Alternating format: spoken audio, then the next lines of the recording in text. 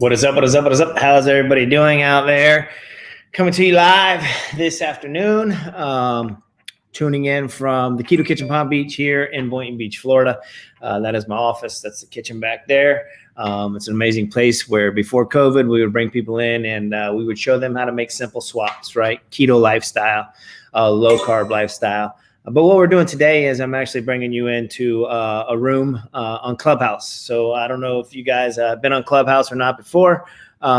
If you guys are coming in, drop a comment down below because I'm using StreamYard. So we're streaming to a couple different platforms. And if you guys drop a comment, it should allow me to see them over here on StreamYard. Let's see.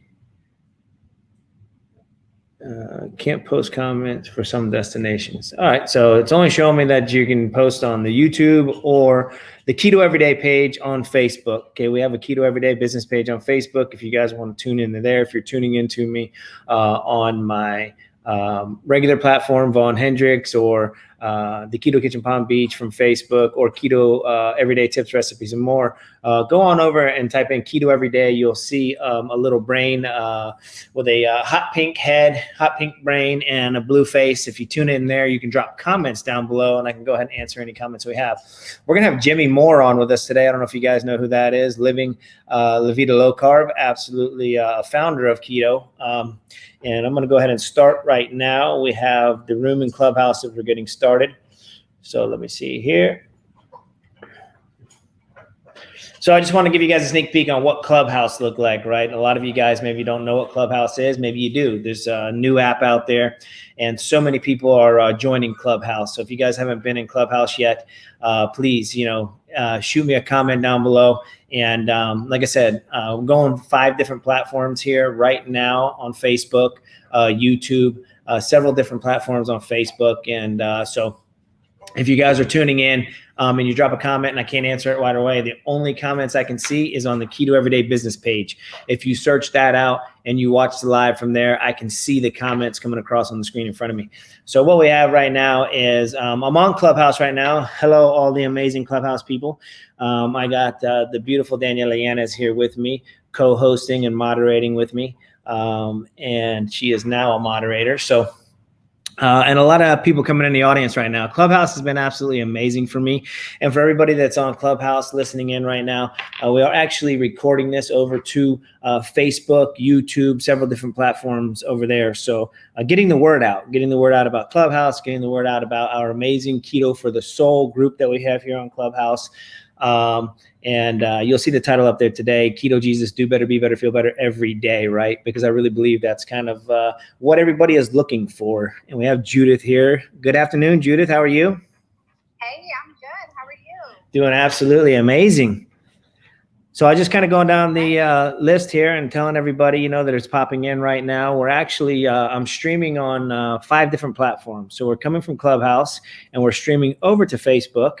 And we're also streaming to a YouTube channel that we have. And we're also, going ahead and streaming around.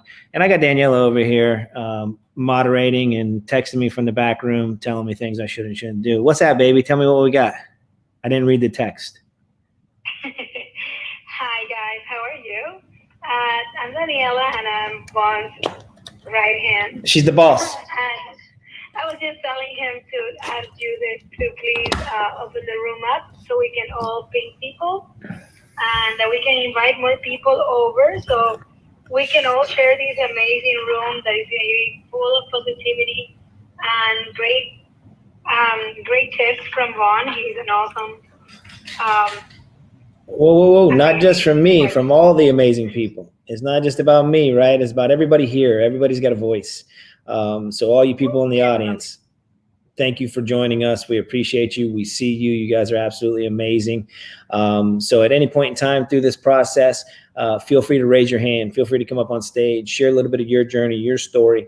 Listen, we talk about keto here a lot, right? But maybe your story, your journey, maybe doesn't revolve around keto yet. Maybe you're getting new to the lifestyle.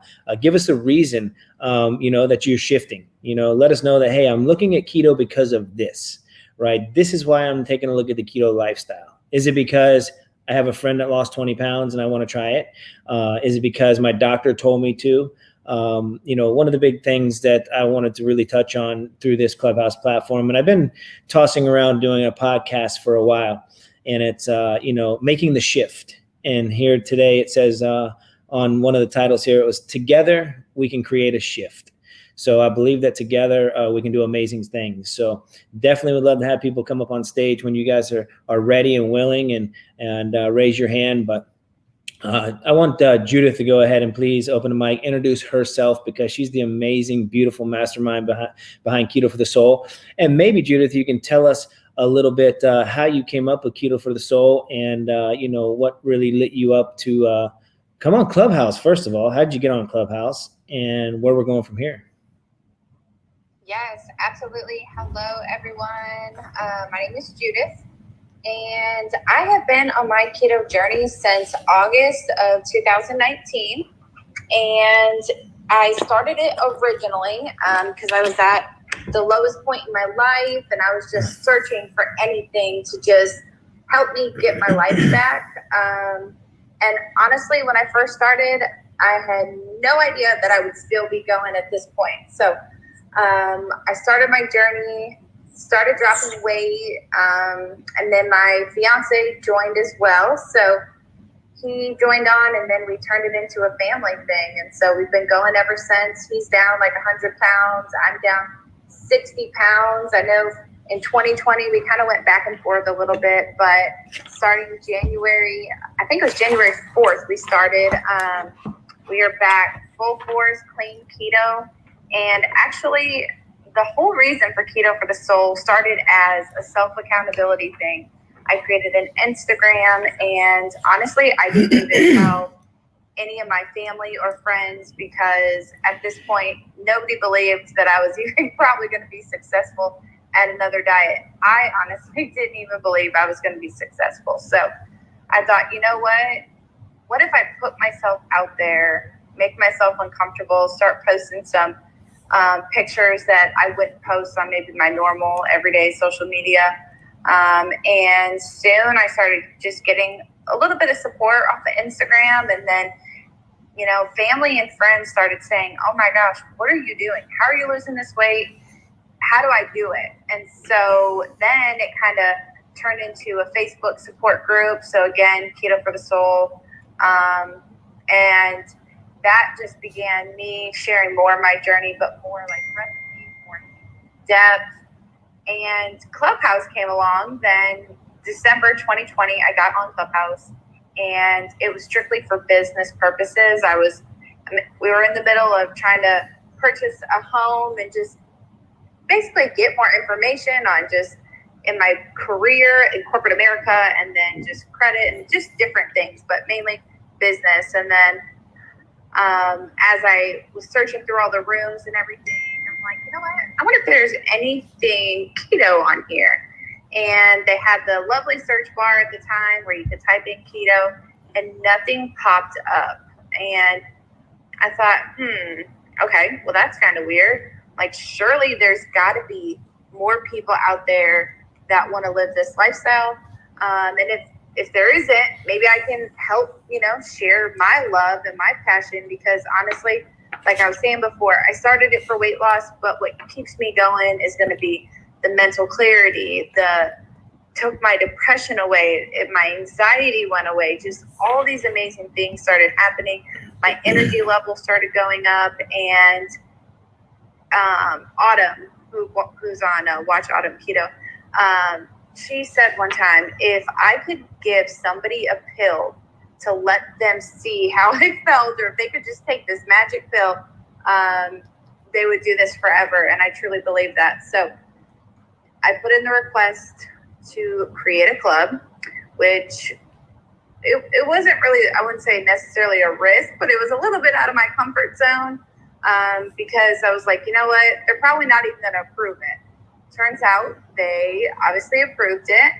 And I opened my first conversation, and ever since then, I've had so many amazing people join this community. We hit 4,000 people today. It's been about a month and a half, I'd say. We hit 4,000 people. We've got 888 followers on top of that. And I'm just like overwhelmed with the love, the support, and just even Vaughn and Daniela, you guys being here, just sharing the positivity. And like you said, giving everyone a voice. And I always say, like, this is a safe space for all things keto. And this room, this club gives us all a voice. And so thank you so much for having me, Vaughn. I'm super excited because you are the keto Jesus. Thank you, Judith. I really appreciate that. And I wasn't sure if you knew that we're at 4K or not. I went into the profile, I was checking it, but yeah, Keto for the Soul is now at 4,000 members, which is absolutely amazing. It's actually the first keto club on Clubhouse. So thank you for that. Thank you for being the mastermind behind that, right? Like that's the beautiful thing here. And I want to, elaborate a little bit on what you said and take two things I heard you say twice out of there, and I want people to understand this because we got a lot of people in the audience.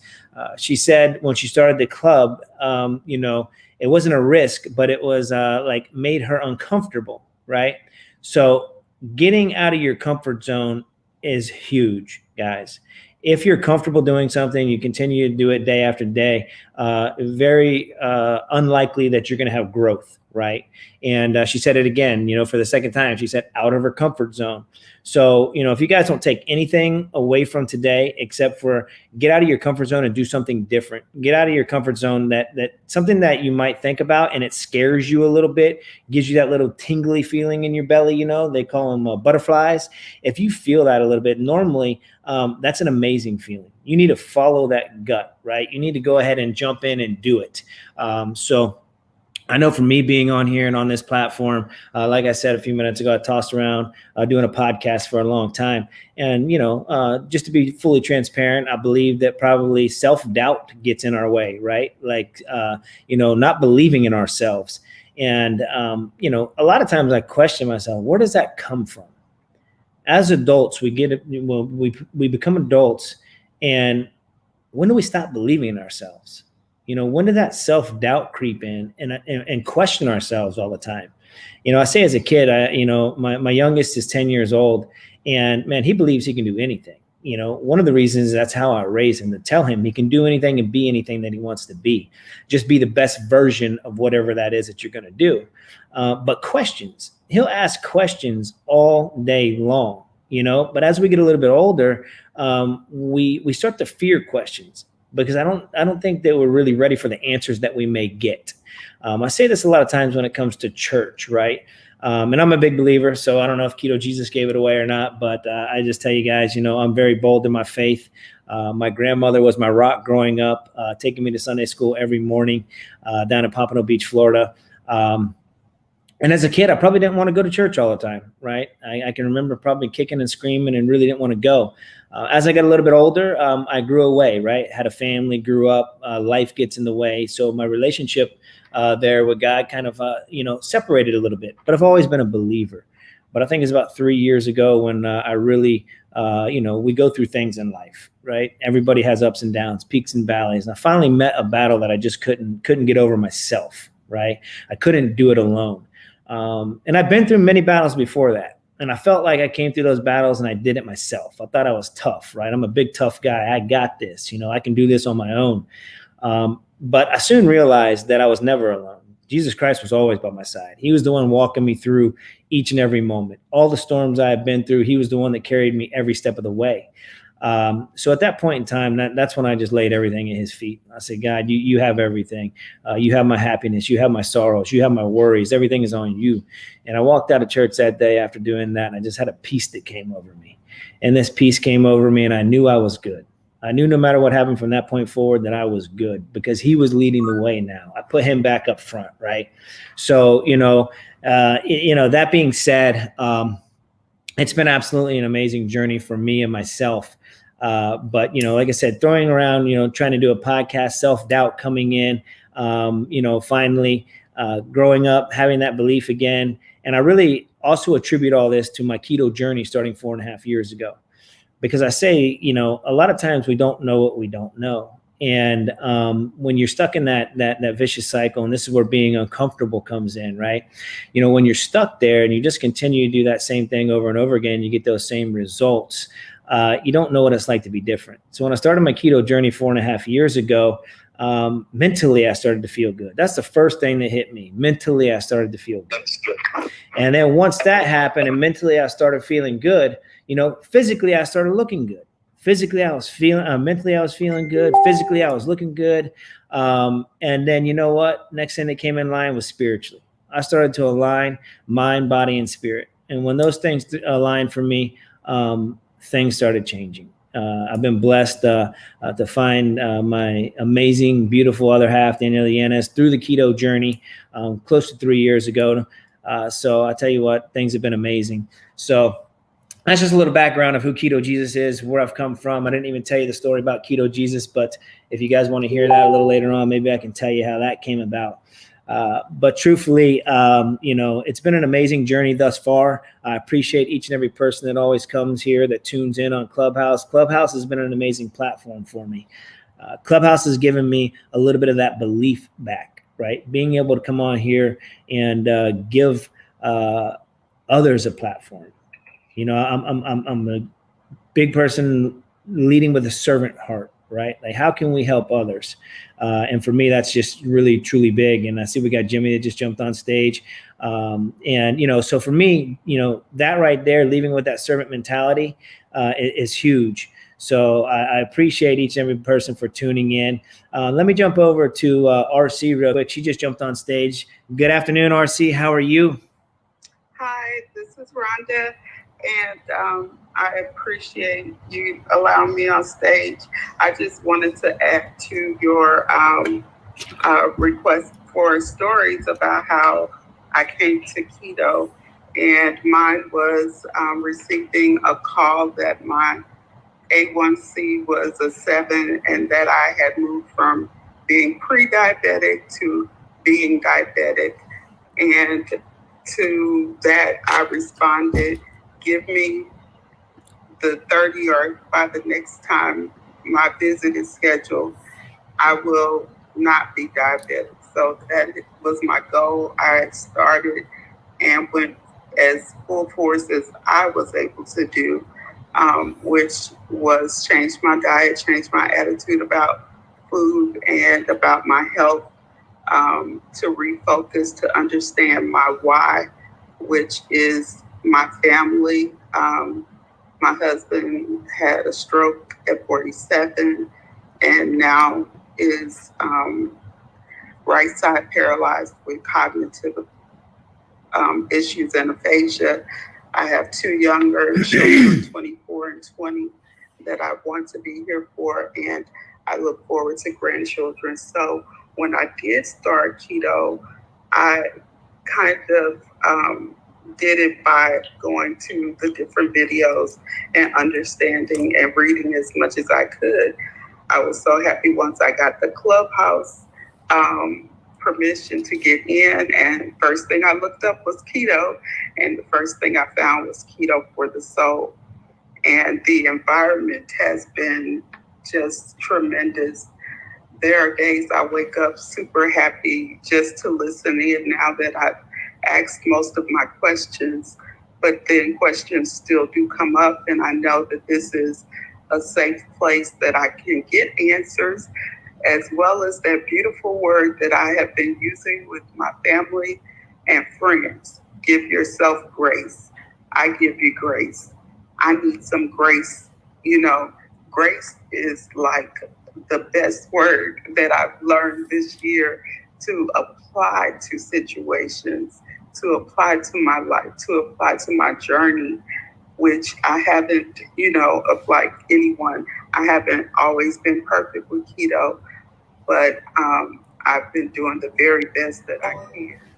And I still look forward to getting better at it because I have accepted it as a lifestyle, and I'm trying to share it, you know, with my family and friends, primarily my sister and my daughter, who we all have space to improve our health weight-wise and So that's my story, and that's why I love Keto. I love Judith. I love Vaughn. I love Jimmy. I love I love everybody. Thank you guys so much. Thank you, Rhonda. We appreciate that, and we're grateful for that you're here and that you found Keto for the Soul in this amazing community. Let me ask you, how long have you been on your keto journey, and how are your results so far? Okay, I started keto officially December 7th, and I am 36 pounds down as of last Saturday when I weighed. I weigh again on Sunday, and I do my weighing in weekly just to let me know, okay, how was your week? I may think my week went very well, but maybe I only lose a few ounces. So then I say, how can you make a change and do better? And so then that next week I try and do better. But the great thing, which I know it won't last forever, I've lost something every week. I've never stayed the same. So that's encouraging for me in that I'm currently at 288. Before keto, before trying to do anything, I was like 235. When I started keto, I was at 318. So with that being said, I'm just looking to continue losing, to continue improving my blood pressure, cholesterol, getting rid of the diagnosis of diabetes. So that's where I'm at right now. Thank you so much. Thank you for sharing that part of your journey. And congratulations on where you're at. Like, celebrate those victories, 36 pounds down and you're healing from the inside out, right? That's one of the things I hope everybody takes away from here today. You're going to probably hear a lot of weight loss journeys and things like that. But for me, the key is healing from the inside out. What is it doing for you? Not only on those numbers, but mentally, right? Like, mentally you're healing. So, Rhonda, we appreciate you. Thank you for coming up on stage and being vulnerable and sharing your story. Anybody else down there that wants to do that, please just hit the little hand raise button down in the right hand corner. We'll bring you up on stage. Listen, even if it's just to introduce yourself, I think sometimes just getting on stage can be a little bit nerve wracking, right? Like, ooh, I don't know if I want to, maybe I do, maybe I don't, right? And just, hey, if you just want to come on and say, hey, my name is Vaughn Hendricks and thank you for having me here today, that's a blessing, right? We would really, really appreciate that. I want to jump over to Patsy. Just jumped up here on stage. Good afternoon, Patsy. How are you? I am doing good. Awesome. We'd love to hear that. Okay, my microphone is on. That's what I was not 100% sure. We got Wonderful. You. So my keto journey began almost about 6 years ago, actually. I went blind in one eye, didn't even realize I was blind till after a big holiday event, and found out that I had severe diabetic retinopathy. My A1C was in the 11s. And I made changes, but not like, I didn't understand keto basically at that point. I went about 3 or 4 months. We did eye surgery, fixed all that. Thought I was good to go, on the right path. And I ended up with triple bypass surgery at the age of 50. And I'm like, this is not good.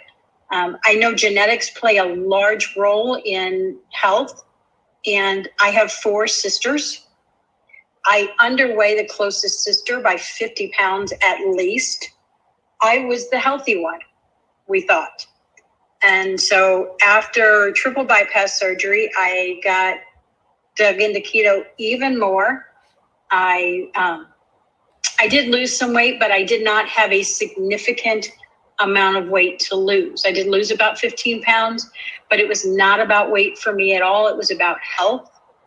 I lowered my A1C down into the non-diabetic range. It's been so long since those particular test results, I don't remember exactly what they were, but it was considered non-diabetic, and I have stayed at non-diabetic levels now through keto, and I am so happy that I found this way of life. it's been wonderful. And now I can look forward to having grandkids eventually. My kids don't think it's going to be anytime soon, but that's okay. Patsy, thank you. And again, what rings true here is, you're really changing your health, right? It's longevity. It's being able to have that quality of life. And I want to commend you on that. I want to commend you, staying six years strong on keto, right? People ask, is it sustainable? Well, there you go, right? Like 6 years into it. What would you say about that question? Is it sustainable? It is absolutely sustainable. As long as you can get your mindset right. It is not about what you can't eat. It's about enjoying life, about reversing disease. It's about your health. It's longevity. I love that word. Absolutely longevity. I am such a big fan of that word and of wellness, of not actually, I try very hard not to talk about dis-ease with anybody, because it's really just about where our bodies are out of balance, where we're not giving them what they need. Absolutely. You got that right. Patsy, I appreciate you. Thank you. So grateful you came up, shared a little bit of your journey. Just want to commend you for that. Want to commend you for stepping up. How long have you been with Keto for the Soul?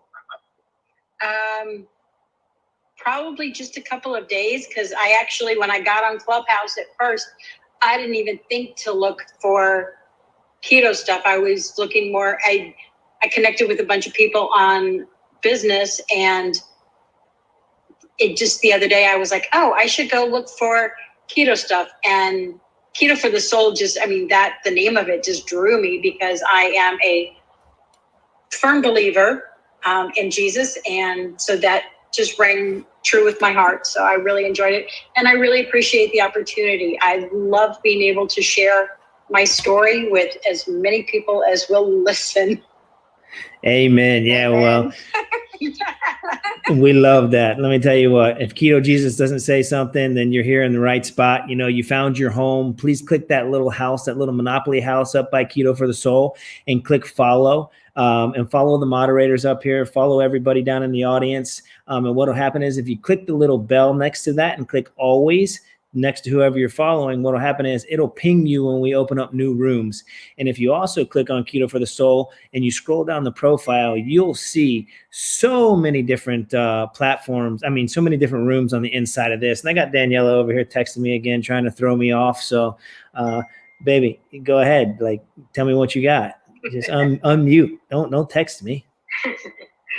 Hey, Patsy, I have a question, because I was looking at your bio and I saw that you are a quantum biofeedback practitioner. Can you tell us more about that? Because that sounds amazing. I just want to know more. It absolutely is amazing. I discovered this technology in the summer of 2020. The first time I experienced it, all I can say is I felt like myself, and I could not remember the last time I actually felt like me. And it had been years. So biofeedback, quantum biofeedback is basically, it analyzes the frequency of your voice, and then it tells you where you have imbalances within your frequency, and then plays the frequency to bring balance and harmony to the body. And it can be done 100% remotely anywhere in the world. Wow. That's kind of what I thought when I first heard about it. Like, it's almost too good to be true.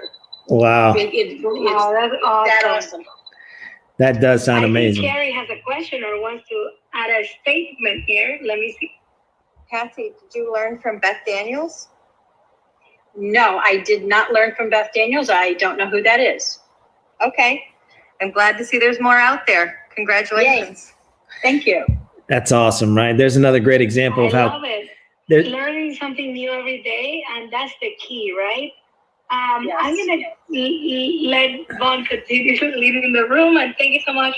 I followed you, Patsy, and I look forward to learning more about that too. Thank you. Yeah, absolutely, Patsy. That's the greatest thing about Clubhouse, right? Like we meet like-minded people going in the same direction. Carrie jumping up on stage obviously has something to do in the same realm of what Patsy was just speaking about. So find your tribe, find your people, follow each other. When you resonate with somebody, give that person a follow, find out who they are, start to build relationships. That's what we're here for, right? How can we better serve others? And you guys are going to hear that a lot from me today. How can we better serve you? How can you better serve others? The more we serve, the more you'll get in return. You don't serve to get the return. It's just a matter of how it happens, right? God wants you to thrive, not just survive. So thank you very much for that. Before I jump over here to Brian, I want to introduce my man, Jimmy. Jimmy Moore is here on stage with us. If you guys all know who Jimmy Moore is, living La Vida Low Carb. That's all I should have to say. You guys should know who he is. If not, he's going to open his mic and you'll never forget Jimmy from this point forward. Jimmy, what do you got, brother? What's up, Keto Jesus? Good to see you, man. Good to see everybody here on Clubhouse. Hello, Judith. Hello, Daniela. Hello, everybody. So, yeah, speaking of being a servant, the reason I was late was I was on the phone with my best friend in the world. It's so weird. I'm 49 years old. My best friend is 28, and she and I just go deep in conversations. And at the end of our conversation, I looked up and went, "Oh crap! I'm late for Clubhouse. I gotta go." And we have just gotten so lost in each other's, like, lifting each other up and being present and all the things. So, like, we're living that out. I hope you have friends in your life that are that way for you, that help you be better as a human. And I have worked so hard on myself, Vaughn, over the past year and a half, 2 years. I just want to be a better human, for myself, for other people, give back, be all the things I wished I had always gotten myself. And you can't get unless you give.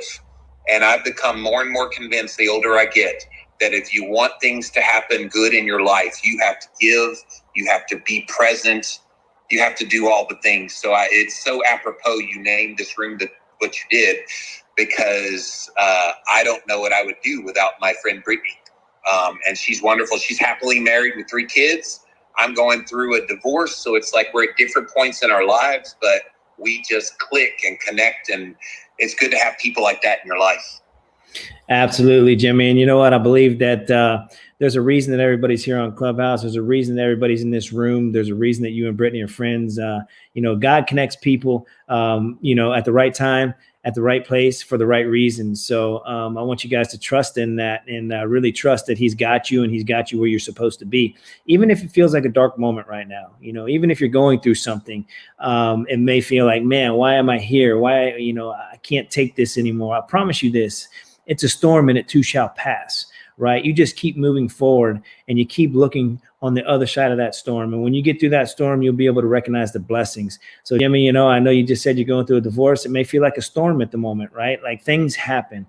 And the greatest thing is when you come out on the other side, you learn from those things. And then now all of a sudden you get to help others. Like you said, leave with that servant mentality, be able to give back to others from the things that you went through. And that's really what I'm doing here today, and giving others a voice to be able to speak up a little bit and share who they are. And, just figure out, create the shift, or when did you recognize you had a shift that created? And together, if you haven't made that shift yet, let us help you. Let us help you create that shift, just to do better, be better, and feel better every day. Because you know what that equals? Happiness. If you can do better, be better, and feel better every day, I guarantee you'll have a smile on your face and you'll be happier.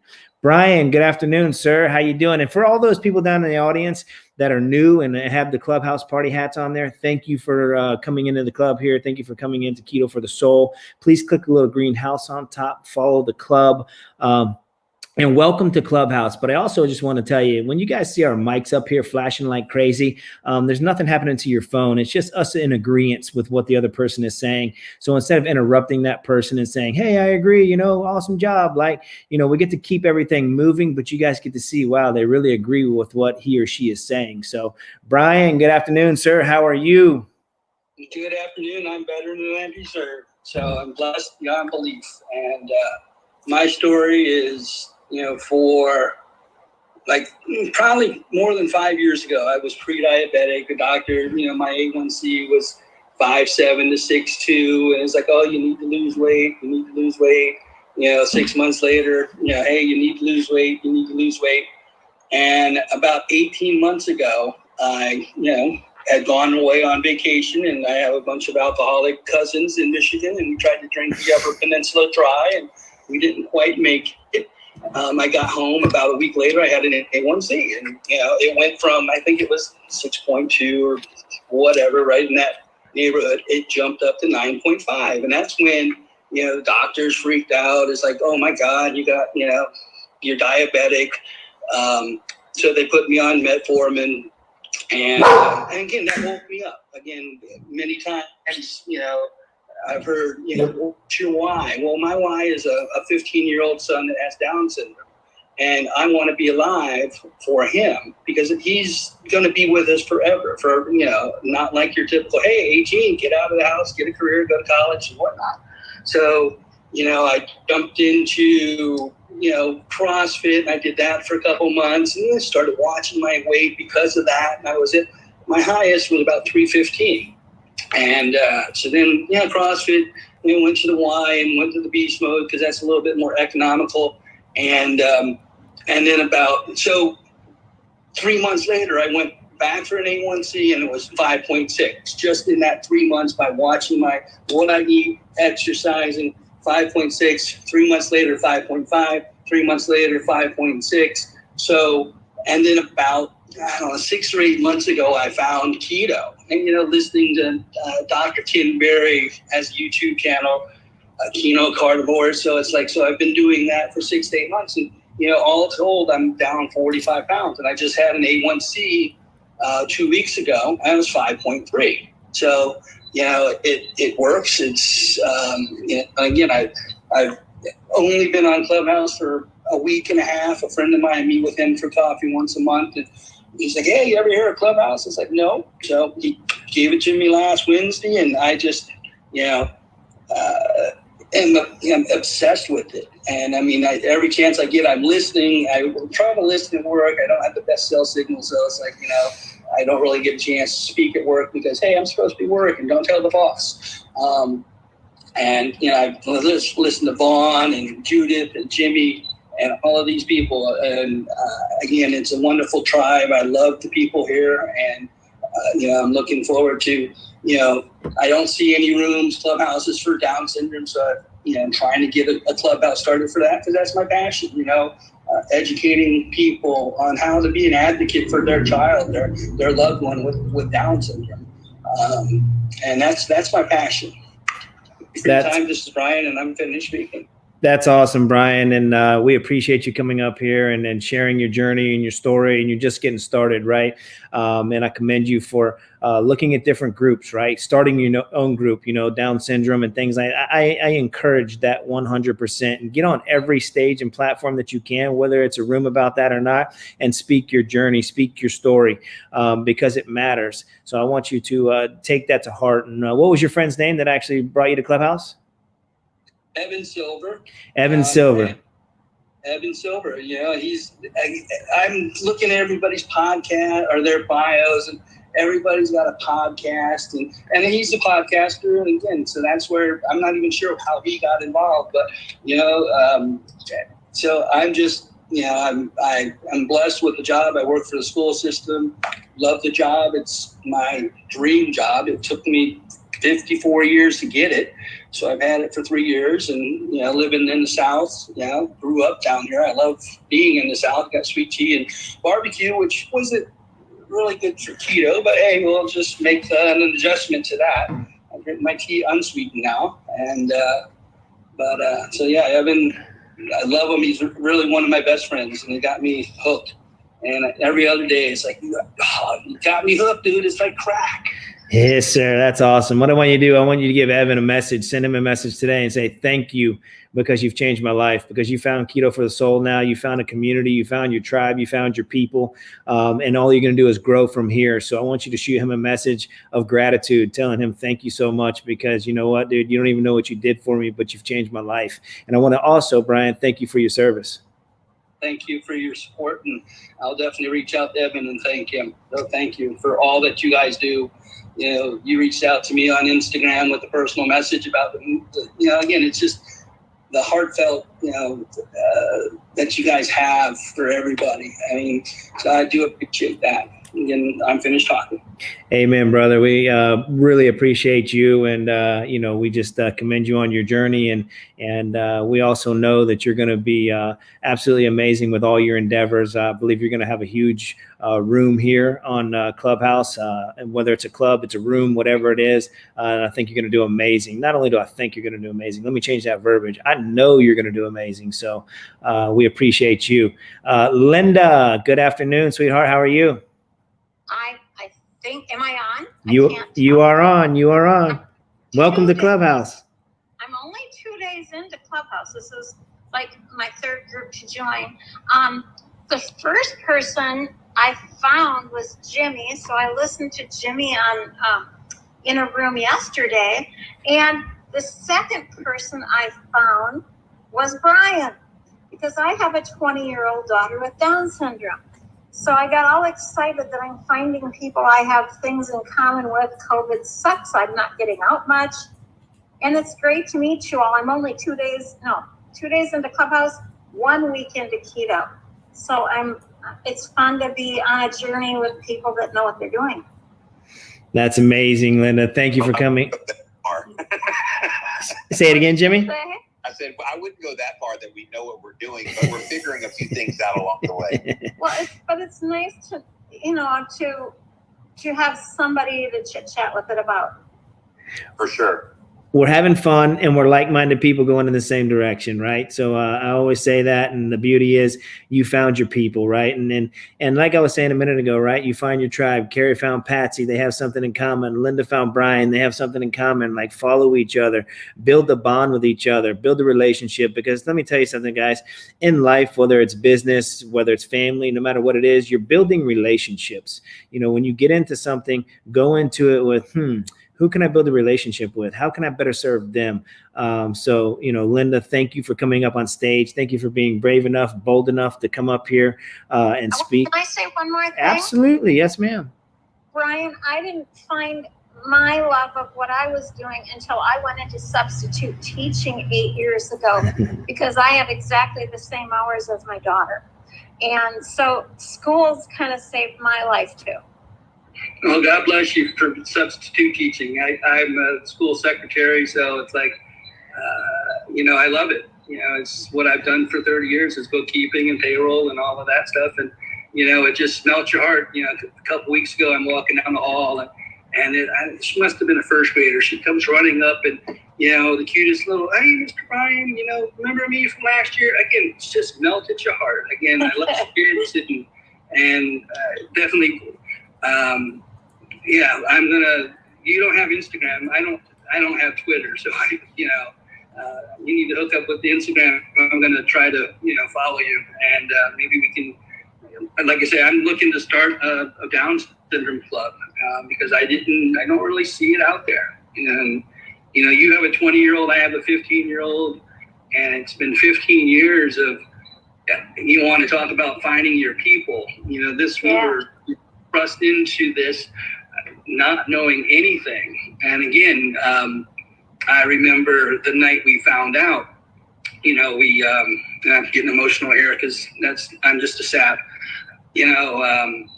Again, everybody, Vaughn, you're a spiritual, God-fearing guy, and so am I. We're talking to our very close friend and pastor of the church, and gave us a CD, Mercy Me, and then the song is In the Blink of an Eye. And it changed our lives. And again, being the anal retentive OCD person, I just jumped in and again, and been involved with a lot of different Down syndrome associations. And so again, it's a passion. And and you've been there 5 more years. So we can learn from you and teach somebody else. And I've been single 15 years. That's even more. God bless you for that. Yeah, I'm a single. It's been a long struggle, and I'm with you, Brian. I get it. Hey, Brian and Linda, since you both are into Down syndrome, let me tell you about a friend of mine. Her name is Sarah Kleiner. She's in the carnivore world. She goes by Carnivore Yogi over on Instagram. She is the biggest sweetheart you will ever meet in your life. And she's all the time bringing on her, I believe, 13-year-old Down syndrome girl. And I just love parents of Down syndrome kids, because you guys have the biggest patience in the world. Like, you must have prayed really hard for patience at some point in your life, because I know it has to be such a handful, but it's a blessing at the same time. And the miracle that is the gift that you get to be in their lives. Definitely start that room. I think we have the founding members in Brian and Linda of a Down syndrome room here on Clubhouse. Maybe. Well, thank you. And that's, one thing that, thank you for that support, but, the mentality of people, I know that when we never had the back 15 years ago, and it was probably even like that with Linda, we had an abnormal quad screen. Well, it's 65% false positive. So, then they're looking for they had all these level 2 ultrasounds. And I didn't know. I'm just a dumb freaking redneck. I didn't know. And it's like they're looking for these markers. Now I know what they're looking for. They know at 12 weeks this develops, and at 15 weeks. So they're looking for all these markers. And then, Stephen was 7 weeks early, 3 pounds and 3 ounces. And, you look at him in one light and he looks typical. You look at him in another light, I was like, something's. So again, we think you might have trisomy 20. What? Spell that. And, afterwards, then even if you told me Down syndrome, it's like, what? And then you tell me Corky from, 8 is enough. Okay, now I know what Down syndrome is. But, the MRI or the ultrasound tech a month or two after Stephen was born, she saw Lorene. And she said, I'm so sorry. It's like, oh, you want to smack people like that? You're so sorry. Oh, you want to just knock them upside the head for saying they're sorry. Yeah. I am blessed beyond belief. And, I'm sorry for you that you can't experience, the love that Stephen has. And thanks for your support, Jimmy. And like I say, me and Linda, we're going to, make stuff happen.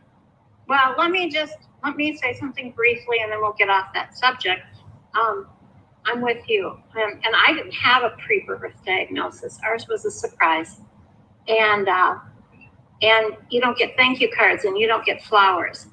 So if you guys have friends that ever have a Down syndrome child, our baby didn't die. And we still want to be congratulated. And the wisest words I was ever given was the day after she was born. An old lady sat down and held my hands, asked me about how many children I had. I said, Tyra was my 4th. And she said, did they tell you your first child was going to be, congratulations, you've had a doctor, or congratulations, you've had a lawyer, congratulations, you've had a plumber, congratulations, you've had a drug addict? I said, no. And she just looked into my eyes and she said, congratulations, you've had a baby. And how lucky for you that she'll be a baby just a little bit longer. Right. And so there you go. That's where I'll wrap that up. Best words I ever heard. We tried together and it was lovely. But that's true. Please congratulate your friends, because you know what? And it isn't that we're more patient. It's that we let go of things that aren't important. So there you go. Thank you, Linda. And for anyone listening, just Google "Welcome to Holland." It's a poem that was written about. Yes. Yeah. Again, it's amazing. Just Google it, read it, and I'm working on a new bio. I had a meeting earlier today talking about bio, so I'm trying to update my bio right now. So I might even put it in there. But again, thank you for letting me talk there, Vaughn. Thanks for all you guys do, and Linda, we'll see you around the Clubhouse. Okay, thank you too. Absolutely, Brian and Linda. I'm smiling from ear to ear, because you know what? I mean, truly, that's what this is about. Giving people a voice, giving people a platform. My heart, I can't even tell you, my heart right now is so full, because, it's not necessarily just about keto, right? I mean, we're a keto club, and we love everything keto, and we're going to help everybody that needs some keto advice. We're going to do the best we can to support that. But you know what? We're going to support you no matter where you're at.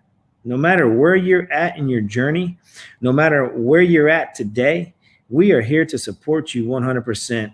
And I tell you what, I didn't expect, a lot of times when you open up a room, you don't know what to expect. You don't know where it's going to go. But I've been talking to people each and every day and telling them, look, my platform for this thing is to give others a voice. Let people come up and speak. It's not just about me. It's not even about me. It's not about Daniela. It's not about Judith. It's not about Jimmy, right? It's about every one of you in the audience right now, how beautiful you are. I can scroll down and look at all the beautiful, amazing faces down there. Look at all the children of God down there and just know, like, you guys are good. I want you to stand up and express yourself, express your voice. If you come up here and you think, man, my English isn't that good, I don't want to come on stage because they may not understand me. No, get rid of that limiting belief. That's a limiting belief. I want you to believe in yourself. I want you to believe, and I want you to say, I have an amazing English. My English is awesome. Jump up here and share your story and your journey because it matters. Louisa, good afternoon, beautiful. How are you? Hi. So I just got invited to Clubhouse today, and this is my first room after my welcome room, which I had 2 friends. So we were just talking inside, and so we ended that call, and then after like half an hour, suddenly I decided to look at Clubhouse again, and then I saw this title, Keto Jesus, and then I decided to come in, and I was just trying out the button, and then I'm like, oh, you can raise your hand and stuff. So I just wanted to kind of like give it a try. But basically what I really like, so keto, like I studied human nutrition, so I know a little bit about keto, but then it's like I graduated 10 years ago, and recently I learned about like the body types. So, and I realized, hey, that is actually really cool. And then I knew a little bit about keto more. So I'm not personally on keto, but I think like it's good for some people who like do have that need. So, and then like I really believe in Jesus. Like I was born in China, and my parents, like we moved to the States when I was 6. Yeah, when I was 6. Oh no, 5.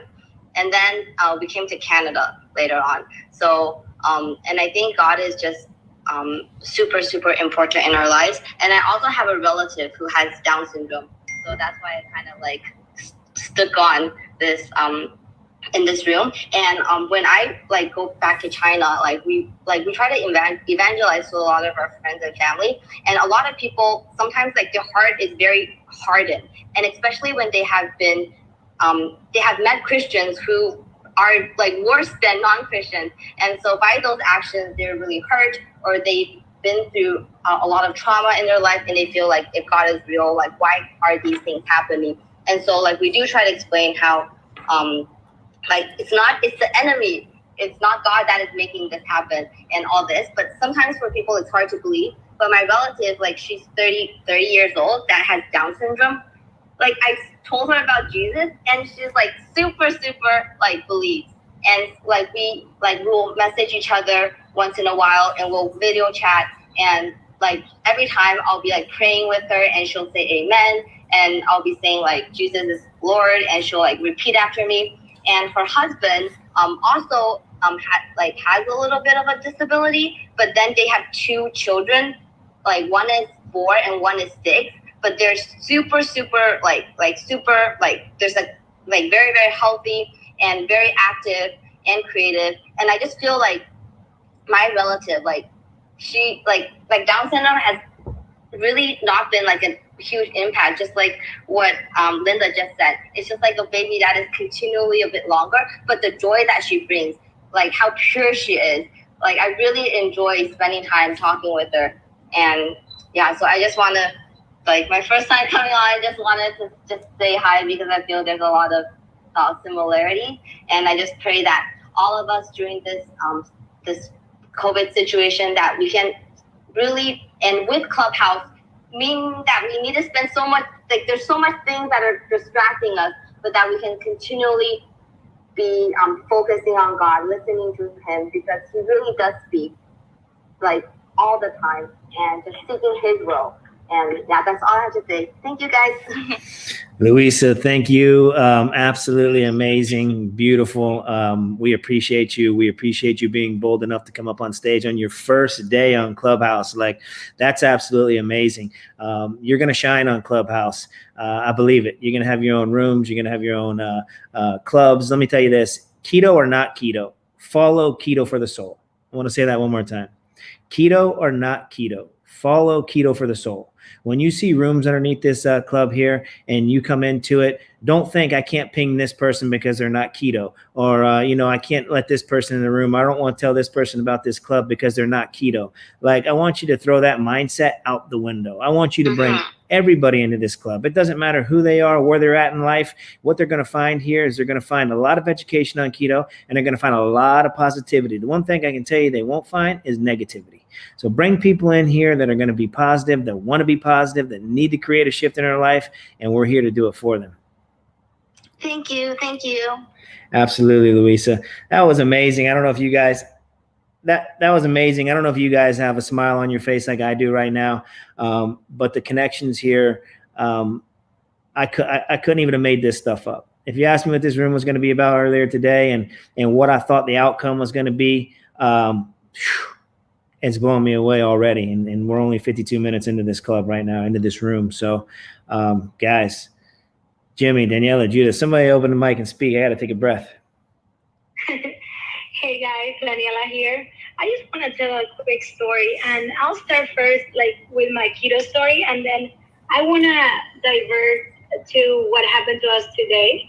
And I've been doing keto since 2019, and because of keto, I not only improved my health, but I also was able to meet Vaughn, and Vaughn is the love of my life. And he is my soulmate. We share everything, and we always support each other, and I love that.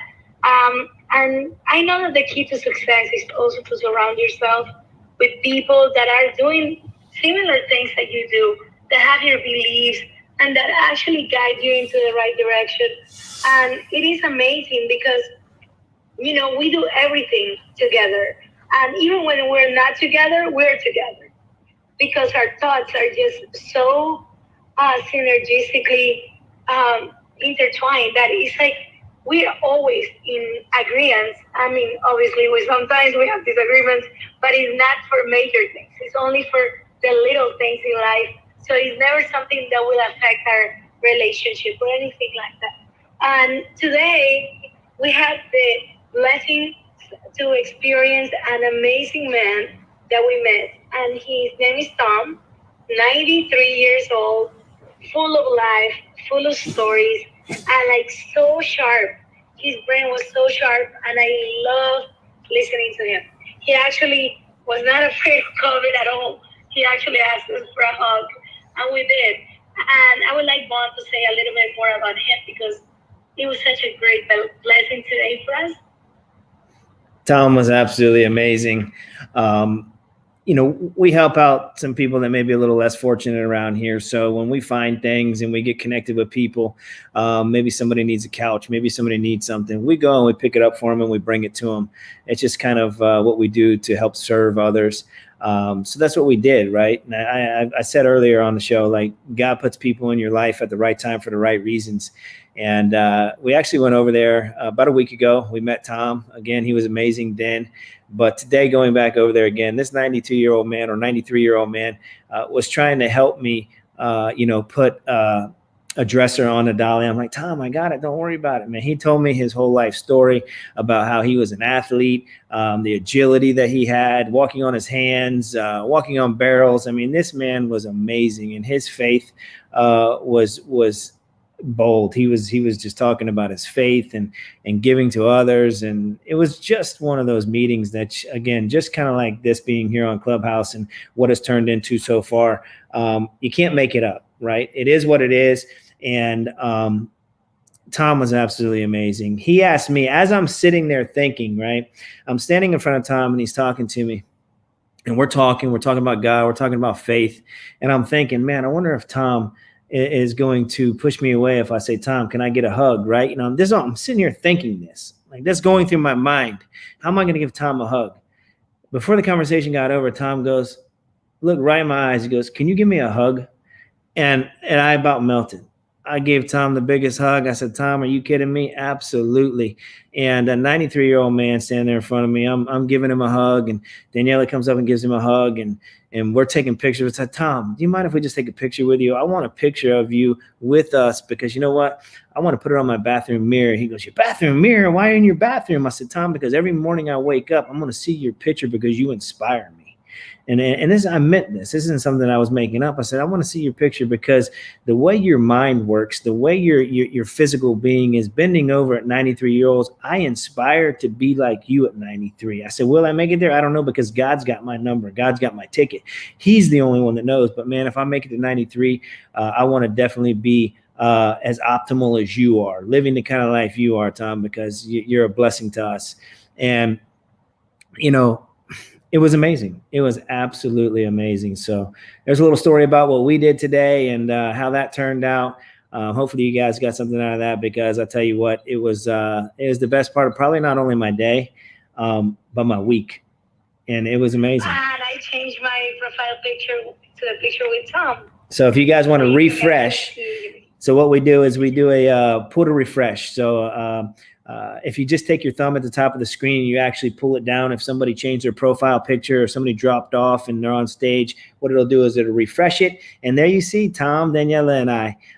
If you click on her picture there and pull it up, you'll see Tom up close and personal. And I'll tell you what, man, you can't make this stuff up. So anybody else on stage, open your mic, tell me what you got. This is turning out to be a room that I couldn't even put together if I wanted to. You can tell just looking at that picture, you guys, like that is one joyful man.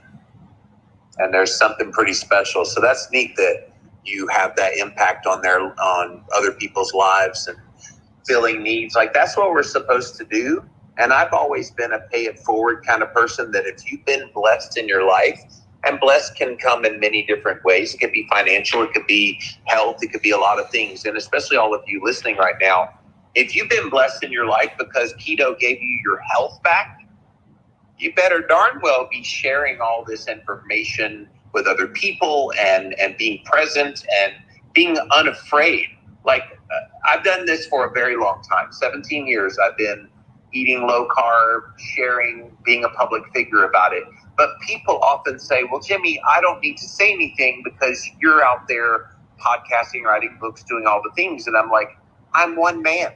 And I'm one man on a mission. I promise you, I'm a man on a mission trying to reach the whole world. But there's some people that they don't like me for whatever the reason. They don't like the way I look. They don't like the way I talk. There's something that's an aversion, but they may relate to you. So take what Vaughn and Daniela has done here with this beautiful man today.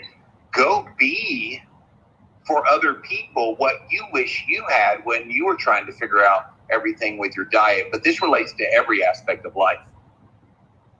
Absolutely, Jimmy. And truthfully, that's what it was about. When Tom told me, "Hey, can I get a hug? Can I hug you?" Nothing made me happier. I mean, I tell you what, right now, division in the world is what's happening. And whether you want to call it, whatever you want to call it, I believe it's the enemy coming in, the devil coming in and wanting to divide us, right? And I believe we need to conquer and we need to overcome. I challenge everybody to go out and give somebody a hug today. You may have to ask permission, right? You may have to ask permission. And if you choose to wear a mask, hey, that's totally up to you. But I'm going to ask you guys to go out, not only smile at somebody, because if you guys have heard me before, you'll hear me say, hey, just give somebody a smile today, and you don't know how that'll change their day, their minute, their life. Listen, humans need touch, right? We need that, capability to be able to be around each other. So I want to encourage you guys, get around somebody today. I don't want to say, hey, break laws or whatever it is where you guys are at, but if you got to do it social distance wise, but listen, ask somebody, hey, can I get a hug? You know what? Let me bring, Cameron on stage. Cameron is, I know her service probably isn't the greatest, but she's on stage. She lives out in the middle of nowhere. But let me, introduce Cameron really quick before I have her speak. Cameron is absolutely an amazing woman. It's been in my life for 4.5 years. I call her the mama bear because she just takes care of everybody, right? If you knew Cameron's background and her story, and if you don't, I suggest you give her a follow. One of the strongest women that I know. She's absolutely been a blessing to me. And I know her service may not be the best, but I tell you what, Cameron, I want you to open up your mic and, tell us a little bit. Hey, Vaughn. Thank you so much. You're awesome. I just texted you and said I'm going to come up on stage, but I'm going to lose service any second. But hello, everyone. It's awesome to be on with you, and I love everything you all share. Hey, Jimmy, awesome. You just dropped our service. She wasn't joking about her service, guys. We always tease Cameron about her service. We do a lot of Zoom calls together. We get on and talk back and forth. And I tell Cameron, I say, man, I don't know what's going on with you out there in the middle of nowhere, no service. This is 2021. You got to have service, right? Who doesn't have service? Sounds like aliens took her over. Cameron, I have not seen you in years. I've known her for a little while. I've spoken at some conferences, and she's run some tables for the Keto company. So good to see you here on Clubhouse. Absolutely. I tell you what, Cameron is a rock, and not only a rock to myself, but a rock to many. She's a rock to her family. I know that. She's absolutely an amazing child of God, an amazing sister in Christ. So Cameron, we love you. If you get better service, stay on stage and flash your mic if you can come back open and let us hear some of your golden nuggets, because I know you have them.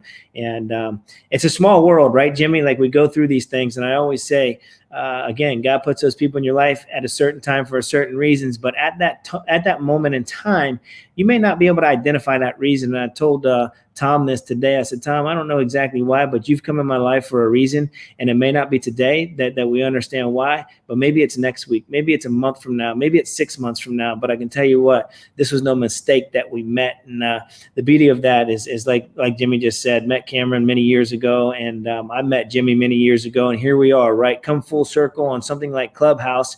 And what did it take? It took 2020 to shake the trees. It took 2020 to have Clubhouse open up and have a platform like this where we all could come together.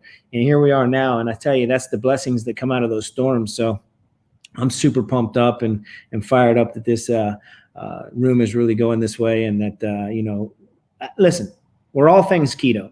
Anybody down there got a keto question, got a keto story, got a keto journey, like, please pop up here, share whatever it is you guys have. Feel free.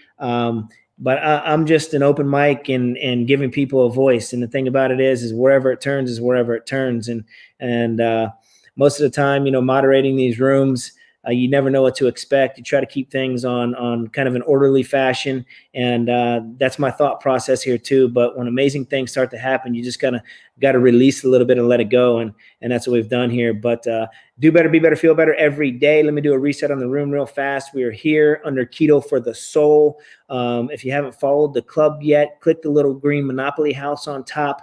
Follow the club, follow the moderators, the people on stage, even people in the audience. Find your tribe, find people, look at their profiles, see who you resonate with. But when you follow the moderators inside the club here, what will happen is if you click the little bell and you put on always, anytime that we bounce into a room, which is typically going to be under Keto for the Soul, it'll allow you and ping you, as long as your notifications are on, that we're in a room. And feel free anytime to jump into that room, jump up on stage, share, listen in, get some value, add some value. We appreciate each and every one of you guys. And then we find amazing people like Jimmy Moore to come in these rooms and just pay it forward. I mean, if you guys haven't followed Jimmy, go to his profile. Jimmy, how many books? Tell me about your books. Yeah, I've written 9 books. The first 2 were self-published, and the second one sold 10,000 copies. So that got me, I got the attention of a publisher, and I wrote 7 years in a row. I wrote books. 3 of them are like seminal books in the keto world: Keto Clarity, The Complete Guide to Fasting, and the Ketogenic Cookbook. Those are like the 3 that hit international bestseller status and kind of shot me to stardom, so to speak. I had already established a podcast, but it's neat. And the fun part about that success, Vaughn, is, yes, very successful, and I'm very honored and blessed, but like, I was more motivated I want other people to feel this. My success, I want to turn into other people's success. It's why I'm so giving of my time. It's why I try to help mentor other people and just give back. Like I said earlier, if you've been given much that's been given to people is going to require you to give back. And if you don't, it'll all go away. I firmly believe that. Yes, sir, Jimmy. Thank you for that. And Jimmy has amazing books on keto, on fasting. So check his profile out. I call him like the godfather, the OG of keto, right? 17 years he's been doing low carb keto. I know he started with the old Atkins diet, if anybody remembers that. So listen, you want some knowledge, you want some education. Jimmy's got it. He's absolutely amazing. Listen to his podcast. I know he's got Living La Vida Low Carb and so many more on the inside of that, right? So please give him a follow. And, if you got any questions, the greatest thing about Jimmy that I've seen so far is just a great human being. Every time I've messaged Jimmy on Instagram, I feel like he's my brother now. I mean, I know he's my brother, but like we're buddies, right? We're just two dudes hanging out, talking, chatting, and Instagram, phone numbers, texting back and forth. Like it's been amazing, Jimmy. So thank you for that. And I know we got, and I know I'm going to pronounce this name absolutely wrong, but because I'm not, in the past, I have not been the greatest at names, but I'm working on getting better. So is that Ahafai? Haifa. There you go, baby. That's why I got Daniela. See that? That's my go-to. I don't know, but I think. So you're on stage. If you want to unmute your mic and drop a few sentences or ask a question, feel free to come open anytime.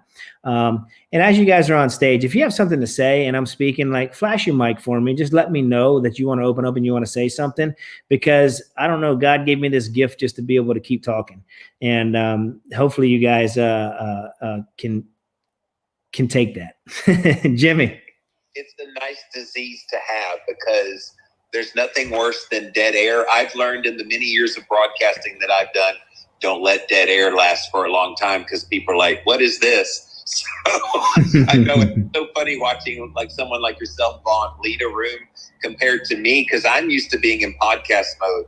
I keep it flowing. I don't really let like pauses happen. I just go. Like that's my instinct. But I love how you just like let things flow the way you do. You're doing a good job. I appreciate that, Jimmy. Coming from you, that's absolutely amazing, and I accept the kudos, right? And that's another thing that I've had a trouble with in the past, right? Being a little transparent here. My past hasn't always been, I guess, what you would call smooth sailing, right? Like my foundation, where I grew up from, and things like that. Having an alcoholic, physically and abusive father, and growing up that way. And always being told that you're not good enough and things of that nature, right? Like that becomes a belief system in you. And you got to get over that. You got to overcome that. And I always say to people, you have to overcome to become. So I want to say that one more time. You have to overcome the things you've been through in life to become the champion that you plan to be. God wants you to thrive, not just survive. He doesn't make mistakes. Like you are great. You have a gift inside of you, and we're here to help you find that gift. We're here to pull that gift out of you. So that's why I always say the stage is yours. Be bold. Stand up. Like Louisa came on here a little bit earlier, first day on Clubhouse. I mean, I can't commend that enough. Jumps up on stage and starts speaking.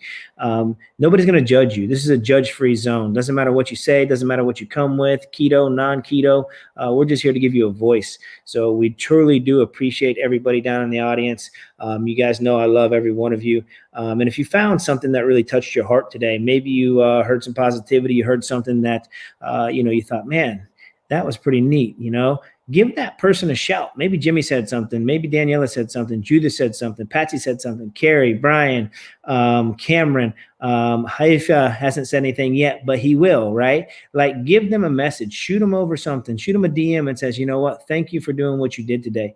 Because us as people out here trying to lift up the world and bring people together, who coaches the coach, who motivates the motivator, who inspires those that inspire others. It's you guys. You guys continue that fire inside of me. And I've been doing Facebook Lives for a long time. I've been doing Instagram for a long time, been sharing my journey. And one of the greatest things is when I get something that reassures me that, man, even though I know it, right? Self-doubt comes in. But when somebody sends me a great message like, man, you're doing great, brother. You're doing this, you're doing that. It really inspires us to keep moving. So show that gratitude to others and pay it forward. Kevin, how you doing, brother? Coach E. All is well, man. All is well. I see this panel here. After that, come in here and listen and learn.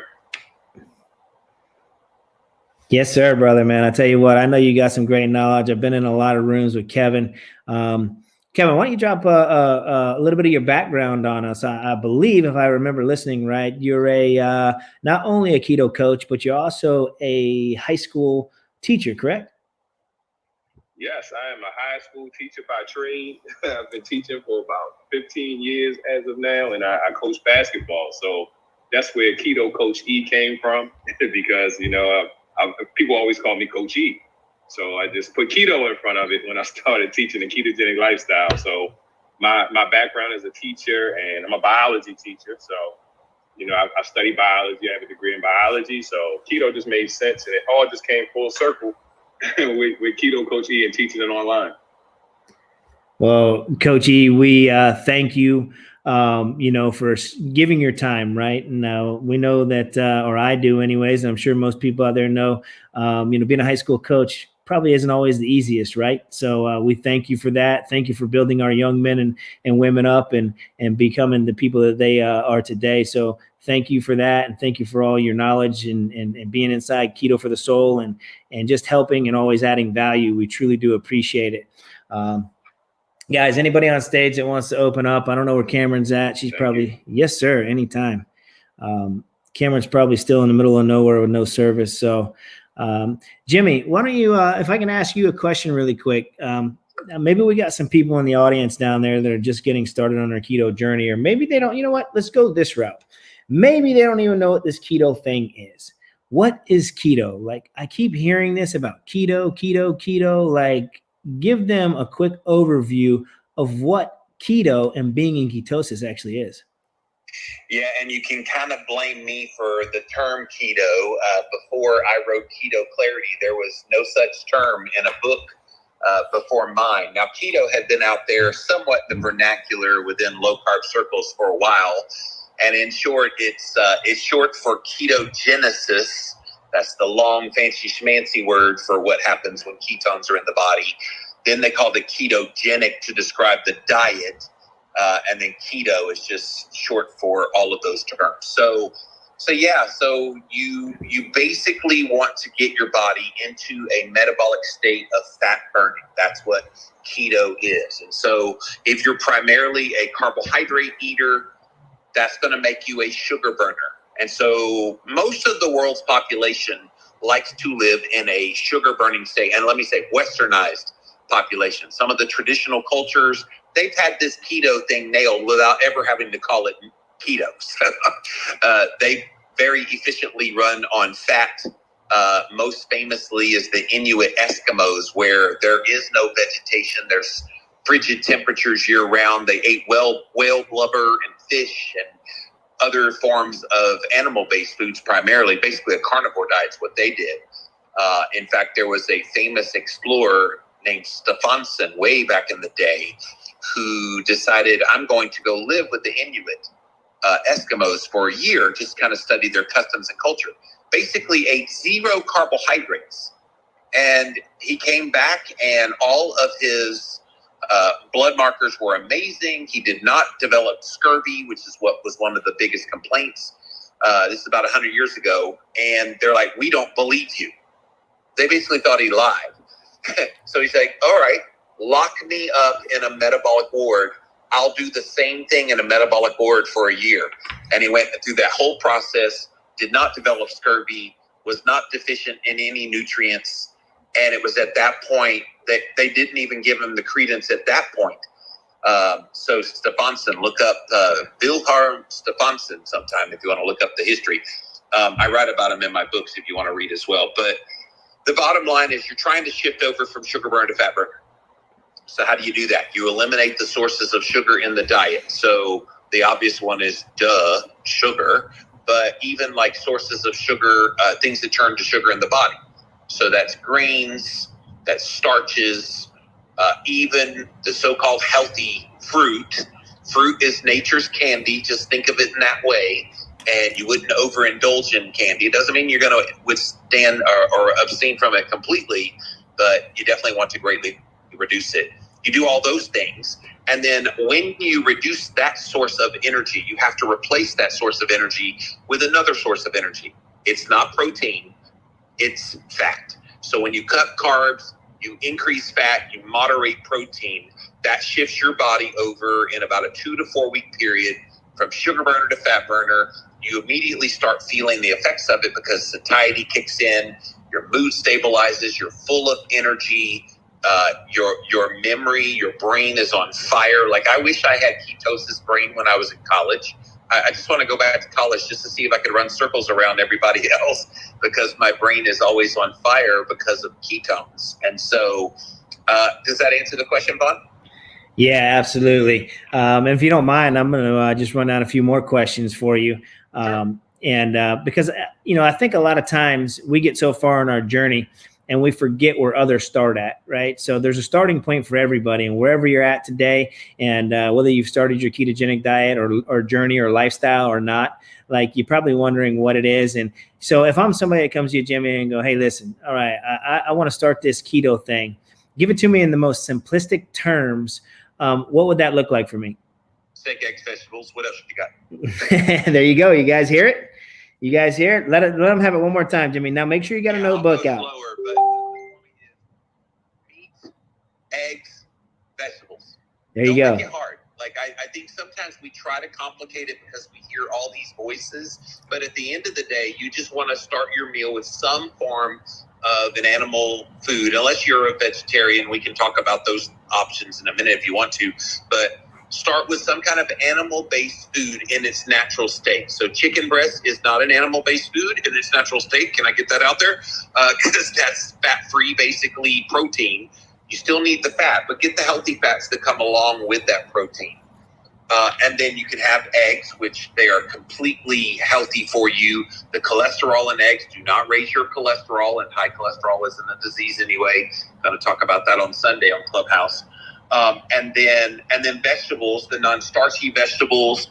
I'll throw in avocado into that conversation as well.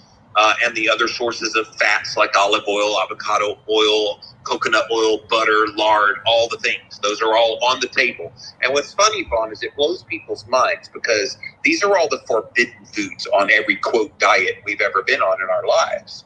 And it's almost like everything that you thought was unhealthy before, except for sugar stuff, eat it now. Like, butter is on the table. Full fat meats are on the table. Full fat cheeses, unless you have an aversion to dairy, are on the table. It really does turn the food pyramid upside down. Yes, sir. And thank you for that. And so for you guys that are out there and you're doing all this research, I hear it all the time. I'm reading this book. I'm doing this. I'm doing that. Educate yourself. Absolutely. But just get started, right? There's the most simplest terms that you can get started with right there. He said meat, eggs, and vegetables, right? Animal-based meat, eggs, and vegetables. Like, there you go. Like, I love that, Jimmy, and I appreciate that. I think a lot of people get mixed up because marketing is so fancy now, right? Like, everybody's turning to keto this, keto that. Everything is keto on the shelf. Can you touch on that for just a minute? Oh, dude. So when I was writing Keto Clarity, and I was writing it in 2013, I was probably writing it in my head long before then, but I started physically writing it. I was looking for experts that knew something about keto. And so if you turn the book on the back, I have all these moment of clarity quote experts for Keto Clarity. And those are the people that were around back when I wrote that book. There's so many people out there now that claim to be a keto expert. And there's so many products out there that claim to be keto. Like, you have to be discerning. And not that those people, just because of their recency, it doesn't delegitimize them just because of their recency. But I would always come to someone like myself who's been around the block or two, or other ones that have been out there for a while. Hey, are they legit? Like, I get those questions all the time. People will DM me on Instagram. So I've seen this from this person. Are they giving good information? And I love answering those. I don't like just dismissing people sharing, but I'll be like, well, do you have any concerns? And if they show those concerns about a product, about a person, something, I always say, okay, well, let me tell you straight up. And I'll usually tell them, I've never heard of this person before 2018. Don't really know where they came from, And this is why I try to infuse in my own work. You know a lot about Jimmy more than just this esoteric, he wrote a bunch of books, he does podcasts, and now he hangs out on Clubhouse. That is the limited knowledge you know of me, unless I told you more, and I tell you a lot more. And so look for those people that are willing to talk more. Look for those companies in the case of products that are willing to tell you more about why they created the company, because a lot of these big companies are making keto products and they don't give a damn about keto one bit. So that's always concerning to me. Yes, sir. And me too. And I think we see that a lot now. And when I started it 4.5 years ago, there wasn't all the products on the market. And I'm a newbie 4.5 years ago, right? But when I started 4.5 years ago, nobody really knew what keto was even then. I would say keto and they'd be like, huh? Keto? What is that? Right? But now the marketing is so fancy and a lot of people say to me, oh, it's a fad diet. That thing's a fad diet. Well, it's not a fad diet. It's been around for over 100 years. But not only that, like the marketing companies are having to switch their marketing campaigns toward what we're doing because they understand this isn't going anywhere, right? This is going to be around for a long time. What's your thoughts on that? You know what the funny thing was when Weight Watchers came up with a keto plan? I'm like, oh, no, you didn't. Like, we've been like butting heads with the Weight Watchers mentality for so long that it was just funny. And then Slim Fast, like I remember taking Slim Fast in high school. I crapped my pants out. I guess that's how you lose weight. But man, like it's just amazing to me. There's buzzwords and paleo. It's the same thing happened to paleo. Everybody had these paleo bars, paleo, and now it's keto. I keep warning the carnivore community, you're next. They're going to be carnivore everything. Now there's some good products out there. Carnivore, the carnivore crisps are really well. I had those. But yeah, some of these things, guys, don't fall for marketing. Absolutely, Jimmy. Jimmy, I'm going to come back to you for a few more questions in just a minute. We just got Dr. Amir on stage. If you wouldn't mind unmute your mic. Good afternoon, sir. How are you? Good afternoon. I'm just tuning in because I see that things are shifting towards talking about some of the companies that are out here, some of the things that are being done. And as we get towards the science, I am a Christian. I follow Jesus Christ. He's my Lord and Savior. But in terms of this specific conversation, as it gets more to talking about the ketosis and the science behind ketosis, I thought I would just add myself as a resource for the room. That's amazing. Thank you. Yeah, if you don't mind hanging out up here on stage, we greatly appreciate that. Amen, brother in Christ. We definitely love that. So please hang out on stage. And guys, go ahead and check out Dr. Amir's profile. Check out his Instagram. Listen, I tell you all the time, it's about creating relationships, seeing about who you really, feel comfortable with. So thank you, doctor. We appreciate that. Jimmy, I get a lot of questions a lot of time, and the first thing I get is like, well, how do I test my ketones, number one? And, why would somebody need to test their ketones and how often should they, and what's the best way? So let's be clear up front. If you do the diet and you trust that you're doing the diet well and you got it dialed in and you start feeling the effects of what we call nutritional ketosis, within about a 2 to 4 week period, you'll feel it. And if you don't feel it, then would be a time to maybe start testing. But you don't have to test your ketones. I hope that's made loud and clear. Like I know people like to say, well, I know my blood ketones are 1.4. Okay, great. Do you feel better about yourself because of that? I don't need to know what 1.4 feels like. I just need to know, is my body doing what I want it to do and my goal and my weight and health goals? So let's get that out of the way. You don't have to test.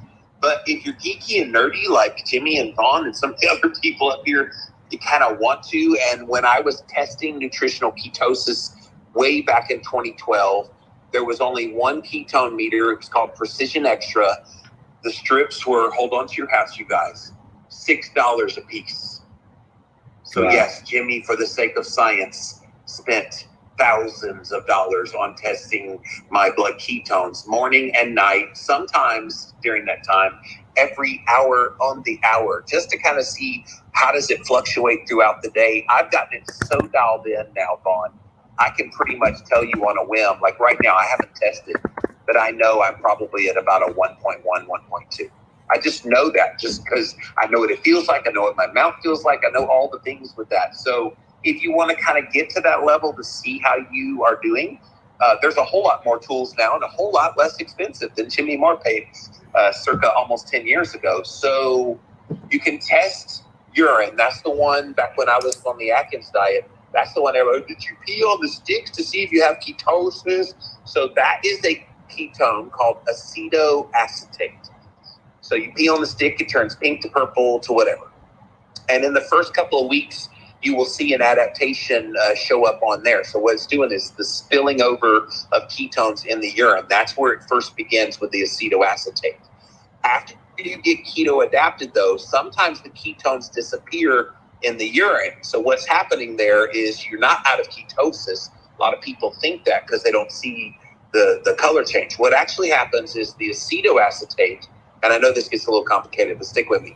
The acetoacetate gets translated and converted into beta hydroxybutyrate. So that's BHB. You've heard about the ketone salts and the ketone exogenous ketones. That's what they are, BHB salts. And so acetoacetate actually gets converted over into beta hydroxybutyrate. So that's when you would want to test blood ketones if you're going to test. And you test, and it's going to be somewhere on a scale of 0.5 all the way up to 3.0 as kind of the target there. When you first start, it's going to be much higher.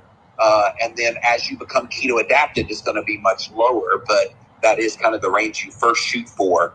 I will tell you there's a lot of companies now making these. Keto Mojo is probably one of the bigger names out there to test for blood ketones. There's a new one called Keto Coach X. I like it, but the Keto Mojo does both blood sugar as well as ketones. Keto Coach X, as far as I know, only does ketones right now. And then the last one is a proxy marker for beta hydroxybutyrate. It's called acetone. This is the third ketone body in your body, and it's in the breath. So there's several breath meters out there. There is this new one that's really highfalutin called Biosense. And so you can kind of look up some of these things online. But yeah, there's a myriad of ways to test on, but I'm becoming more and more convinced that I think, like stepping on the scale, it can be an encourager at times and a discourager at other times. And if you know your personality is that way, I'd say don't you dare ever test. Just put head down, come on Clubhouse, get some encouragement, and just do the diet and trust that how you feel shows that you're in ketosis. Yeah, I always like to recommend and say, chase the feeling, not the ketone level. Don't chase the number. And I have a lot of clients out there that are, I'm only at 0.2. I'm only at 0.2. I say, well, all right, well, here's what we're going to do. Take that meter, take the battery out of it and smash it, because you're raising those cortisol levels by worrying about, oh my gosh, where am I at in ketone levels? And you got all this stuff going on in your life, right? And just forget about the ketone levels for the next 30 days. I don't even want you to test it, because, sometimes it's going to take some time to become fat adapted. It's going to take some time for those ketones to actually rise a little bit. So thank you for that answer, Jimmy. And just a couple more questions, if you don't mind. Yeah, fire away. Absolutely. So, a lot of people, one of their big concerns is they hear about gluconeogenesis and they're like, oh my gosh, where should my proteins be? How much protein should I have? So, my understanding, the difference between something like the Atkins diet and, keto diet is Atkins was like, have as much protein as you want. Can you explain the protein synthesis there? Actually, that's a misconception about the Atkins diet. People say he advocated for pushing all the protein you want. That's not actually what he said.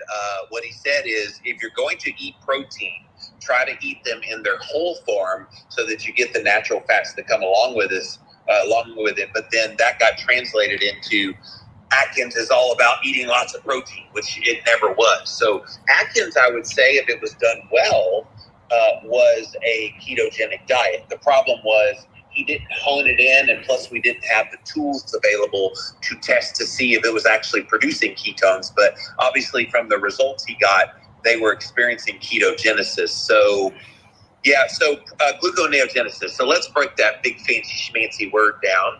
Gluco stands for glucose. Neo, that stands for new.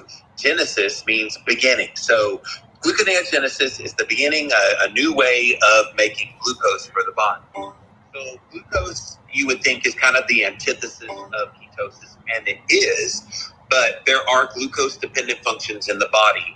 And so what the body does is, all right, Mr. Body up there that won't feed me any carbohydrates. We still need glucose.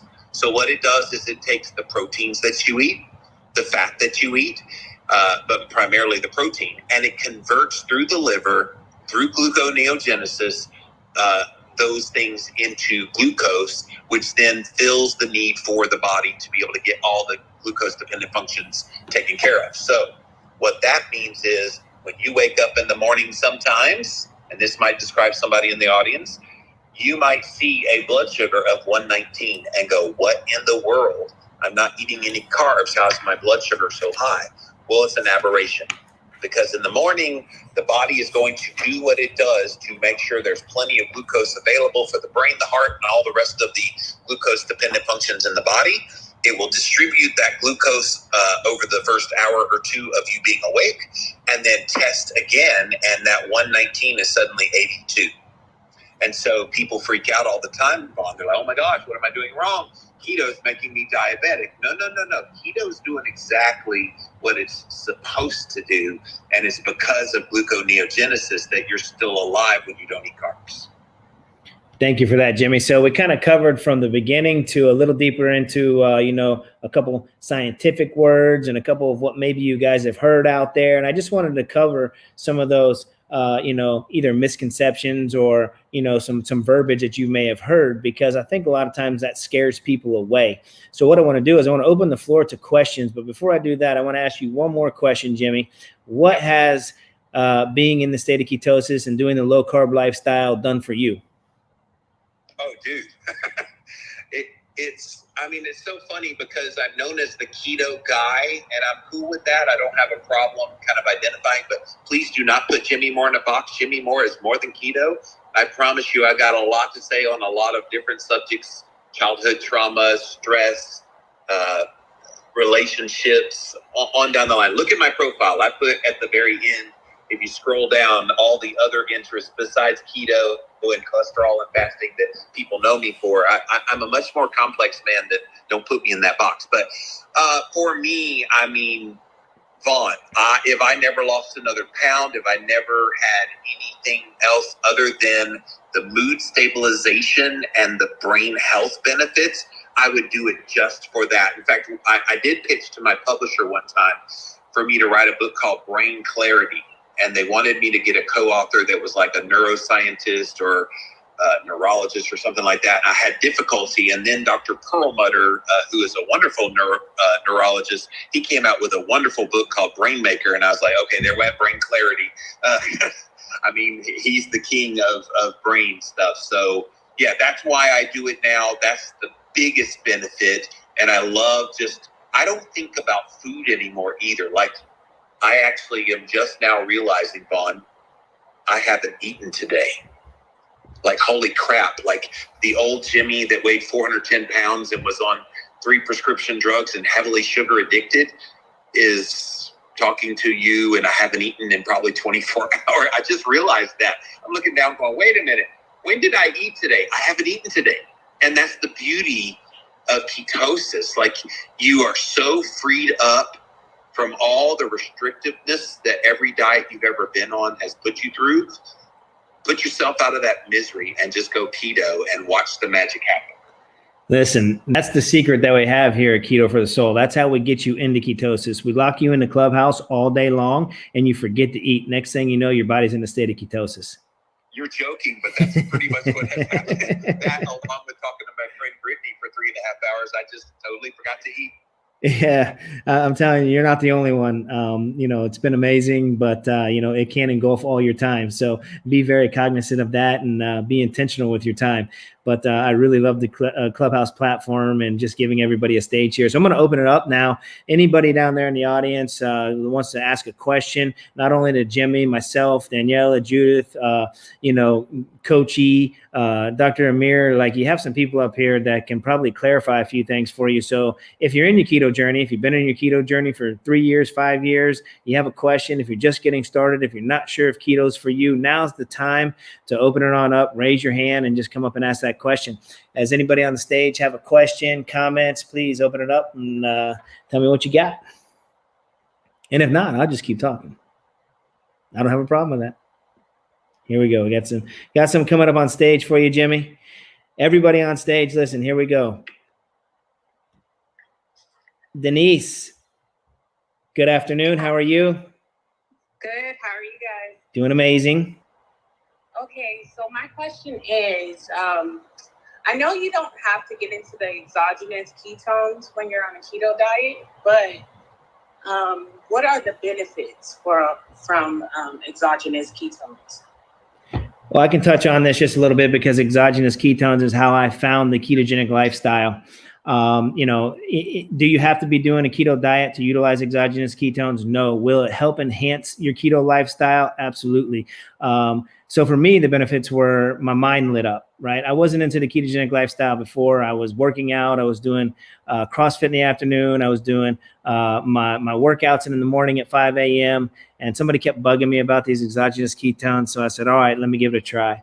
On about the 7th serving, for me, my mind lit up. And when I say my mind lit up, I kind of equate it to like being in the Matrix. And I was seeing things happen before they were happening, almost like slow motion. And I was like, wow. And back in high school, being labeled with ADD, they used to give me what was called Ritalin back then. And I didn't take it for too long because I didn't like the way it made me feel. But the one thing I remembered about it was the tunnel vision focus, that I could sit behind my desk and I could get things done. I could compartmentalize. I wasn't thinking about baseball, football, all the sports and all the other stuff going on in my life. I was doing it. So on my 7th serving, when I felt that way, I was like, wow, okay, this is something. And I started digging in a little bit and started utilizing them a little bit more. And about 30 days in, I started realizing, man, I'm not eating the way I was. If we went to a Chili's or a restaurant, I wasn't eating the chips that were on the table anymore. I wasn't even drinking the Yingling beer. And it wasn't that I wasn't thinking about drinking it. It was something that I always do out of habit. I would go, and that's the first thing I would say, hey, bartender, give me a Yingling beer. And those kind of things just kind of subsided. And I was like, maybe there's something to it, right? And, so then I just started to really look into the ketogenic lifestyle. I said, wait a minute, let me see something. And I started looking into that. And at the same time, I was like, man, if I feel this good, my mom needs to feel this good. My dad needs to feel this good. My brother, my sister, my aunt, my uncle, like I started feeling so good. I was like, I got to share it. And I started sharing it with them and they started doing better. And my dad had type 2 diabetes at the time, utilizing metformin. And he was able to stop it, but it wasn't because of the ketones. It was because the ketones helped satiate his diet. The ketones gave him some more energy to want to go out on the boat in the afternoon, to want to go do things instead of coming home and sitting on the couch and having no energy. So it helped him start to do better. And that's why you see on here what I have up top: do better, be better, and feel better every day. And it's small shifts. It doesn't mean all those shifts have to happen at one time. So, the ketones, exogenous ketones that I utilize actually really brought me into this lifestyle. And it's really helped me coach a lot of people that maybe they're just not all in. Maybe they just don't want to be like, you know what, I want to give up everything at one time. Or even some that do, and they might experience that little bit of what's called the keto flu, right? So we'll utilize it to kind of bridge that gap a little bit, to give them that little bit of extra energy. But you have to understand, you have to utilize it as a tool. It's not the end all be all. I've never told anybody out there on the market that ketones, exogenous ketones that we utilize are a weight loss product. I never said you're going to drink these ketones, all of a sudden you're going to start burning body fat for fuel and you're going to melt away. Never, ever, ever. It's a performance enhancer. It's a brain enhancer. It's just going to help lift you up a little bit. It just depends on where you're at in your journey and how you want to utilize it. I have other people that don't utilize it at all. So it just depends on who you are, individualized, what you're looking for, and what you want to get out of it. So for me, it's been a game changer. And like I said, I've been utilizing it and it's helped me 100%. I don't know if anybody else up here has any experience with it. I know Daniela does because that's how we met. But feel free to open your mic and let us know what you think. Well, this is Dr. Amir. Primarily, that is what it's used for, right? It is used to stand in the gap in the time of conversion. That is the most typical use. Obviously, you can use it for the clarity benefits. And we can talk about that too, specifically how ketone bodies in the presence of the brain, how you see that autophagy and how there's cleanup of inflammation throughout the brain and the neural networks and stuff like that. We can talk about that. Yeah, absolutely. And then another thing I want to say when it comes down to any supplement on the market, right? Like it's all about quality. It's all about what you're getting. You know, be careful of binders and fillers and things like that that are in some of these ketones, exogenous ketones, because the fact of the matter is they can say that it's an exogenous ketone, but you know it can be all binders and fillers and just have that tiny little bit of BHB in there, so they can actually jump on the keto bandwagon and say this is keto. So you know, I am an independent promoter for the one that I utilize. If you want any more information on that, you just DM me and I can slide you over some information. And listen, I don't come on here to sell anything. I come on here to share an experience. I come on here to help people do better, be better, and feel better every day, whatever that means to you and however you're going to get there. Like that's your journey, but I'm here to support it no matter where you're at in your journey. So yeah, I don't know if you can feel my passion and my heart on it, but it's just truly what changed my life and my experience on it. So I think there's a bit of muddy waters out there with it, right? I believe there's so much going on out there, and everybody trying to jump on that bandwagon that you know, I believe you just got to be careful with the what you're getting and how you're utilizing it. Daniela? Yes, hi. Hey guys, I do want to share my experience real quick. And my experience, I am just like Vaughn, so I'm all in. And how I found the ketogenic diet was actually because of the ketones, because a friend of mine asked me, hey, you know, you look like you have gained weight. Why don't you try this? And I said, oh, I don't need that. I mean, I can do a diet and I will lose weight. That's my problem. But he's like, well, this is going to give you energy. You're going to be able to go to the gym. He was my trainer, actually. And I actually refused for a couple weeks until I was like, whatever, I need this guy to stop bothering me. So I'm like, I'm going to get him. And I tried him.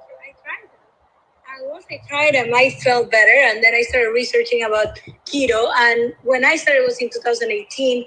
So there was some information now available about the ketogenic diet. And I was like, well, I could do this type of diet. So I combined my ketones with the ketogenic diet, and I had great success. In 3 months, I was able to drop 37 pounds. But it was, for me, it was kind of like the door that opened my eyes to keto, to the ketogenic lifestyle, and to be able to find this amazing community. So I am forever grateful and for finding those exogenous ketones, because they really did change my life. But I'm going to touch one little other topic about them, using them when you don't do the ketogenic diet, because my parents use them and they don't follow keto, and they are very stubborn, and it's very hard for them to follow a ketogenic diet. And my mom has dropped like 30 pounds because before they used to snack all the time. They used to snack all the time, and now they have a fuel source. She drinks it every day. I mean, she doesn't have to buy it. I give it to her. But she drinks it every single day, and she feels better. She used to complain so much. My mom has never walked at all, ever, ever, ever. Before she drank that, she never walked, not even from the car, not even from the house to the car.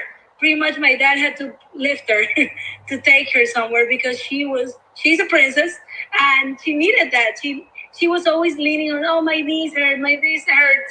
And she all of a sudden started walking the dog. And she still complained about it. She called me every day. She's like, this dog makes me walk him every day. I am tired of walking this dog for an hour. I'm like, yeah, you don't have to walk the dog for an hour. But, you know, she felt the urge to do it. So for me, that has changed my parents' lives, even though they don't do keto. You know, it's a great tool for people that need something else. Absolutely. Yeah, go ahead, Kevin. I'll share a little bit because I'm actually doing a self-study on ketones. I purchased 9 different brands of ketones, and I've tested them all. I tested my blood sugar. I've tested my ketone levels, my GKI. I've done all of that on all of them at least 4 times. What they do to my blood ketones after an hour, what they do to my blood ketones after an hour and a half. So I've done all of that. And I recently have just finished that and actually kind of writing a report up now on that, but I won't really share any details on that, but I'll share my acronym. So I'm a teacher, so Vaughn pulled that out of me earlier. So here's my acronym for ketones. K for keen mind, because it's going to give you some mental clarity. E, they give you energy. T, taste. You might just want some flavor every now and again. O, it offers blood sugar support. N, needed appetite control. E, electrolytes. You hear us talk about electrolytes all the time. Ketones have electrolytes. And S, it supports digestion. So that's my acronym for ketones, because I was an anti-ketone person in the beginning. I was so anti-ketone, and then I decided to try them, and I was like, whoa, these things are amazing. And my wife, who doesn't do the ketogenic lifestyle, is an academic, so she's getting her master's degree. And I used to have ketones in the house, and she would drink it. And I'm not a promoter. I don't promote ketones. I'm not a ketone promoter. And she would drink all my ketones because she was like, I get so much mental clarity when I'm studying. So the ketones had their place. I just encourage people to be open-minded about them. For the most part, I know like the majority of the ketones that I purchase are $2, less than $2 or about $2 a serving. So if you're gonna go buy a drink from the store, then you're gonna get the flavor, but you're not gonna get the keen mind. You're not gonna get the energy. You're not gonna get the electrolytes. You're not gonna get all of the other benefits. So I just tell people, be open-minded towards it. And if you're looking at it like, I'm going to lose weight when I drink these, and I'm going to get in ketosis in an hour, and it's going to keep me in ketosis, and I think that's the wrong reason to use it. But I think if you're looking at it for the mental clarity, the energy, and some of the other benefits, I think that you'll be happy. So did that help you out, Denise? Yes, thank you guys so much. And I will be hitting you up, Vaughn. Okay, yeah, no problem. Absolutely. Listen, we're here to give you whatever support and whatever you need. So thank you, Denise. We appreciate you. We appreciate you jumping up on stage. We appreciate you coming up here, being bold and asking the question. Good afternoon, Sergio. How are you? Good afternoon, Vaughn. I'm good. How are you doing? I'm doing absolutely amazing. Thank you. Great. Thank you for inviting me up on stage. Always glad to hear you guys. Jimmy, you're always a big fan of your words and your wisdom. My question is with more regards to using keto, and I don't know if this has ever been discussed. I haven't really looked into it. Using keto for a 6-year-old who may have a slight sensory processing disorder, which is my 6-year-old son. I guess I'll give you guys a quick backstory. So he started pre-K when he was 4, and I would prep him instead of getting the lunch from school, because the American school system and the food may not be the best quality. So I was making him sandwiches every day. And at the time, I didn't know, as far as grains was concerned, how the grains were affecting me, and ultimately how they may be or have affected him. So every day he would take his sandwich. I would put avocado instead of like mayonnaise or anything like that, just a little bit of avocado, a little bit of mustard, spinach, and some ham or deli meat. And that was every day. So I guess what I want to know now that he's remote learning, I'm here with him because I'm working from home full time. So I feed him. I've been giving him for the past maybe year or so. I've been giving him steaks, ribs, just cooked in avocado oil. He eats a lot of avocado, but very little bread, no milk, no cereal. And I've seen the brain function improve dramatically in the past year, or maybe even longer. But what I do notice, and I saw this, my wife and I saw this when he was about 6 months to a year, probably closer to 6 months, where when he would get excited, he would flap his hands. Not dramatically, but or he would his fingers would move a lot. Now at 6, he does it, but on rare occasions. He does it a lot less. But I do see, again, the brain function, his responsiveness as far as when we ask him questions, a lot more versus before when he was maybe 3 years old or 4, because he has a cousin that is 3 weeks older than him, and she is, I mean, at the age of 2 and 3, she's a lot sharper.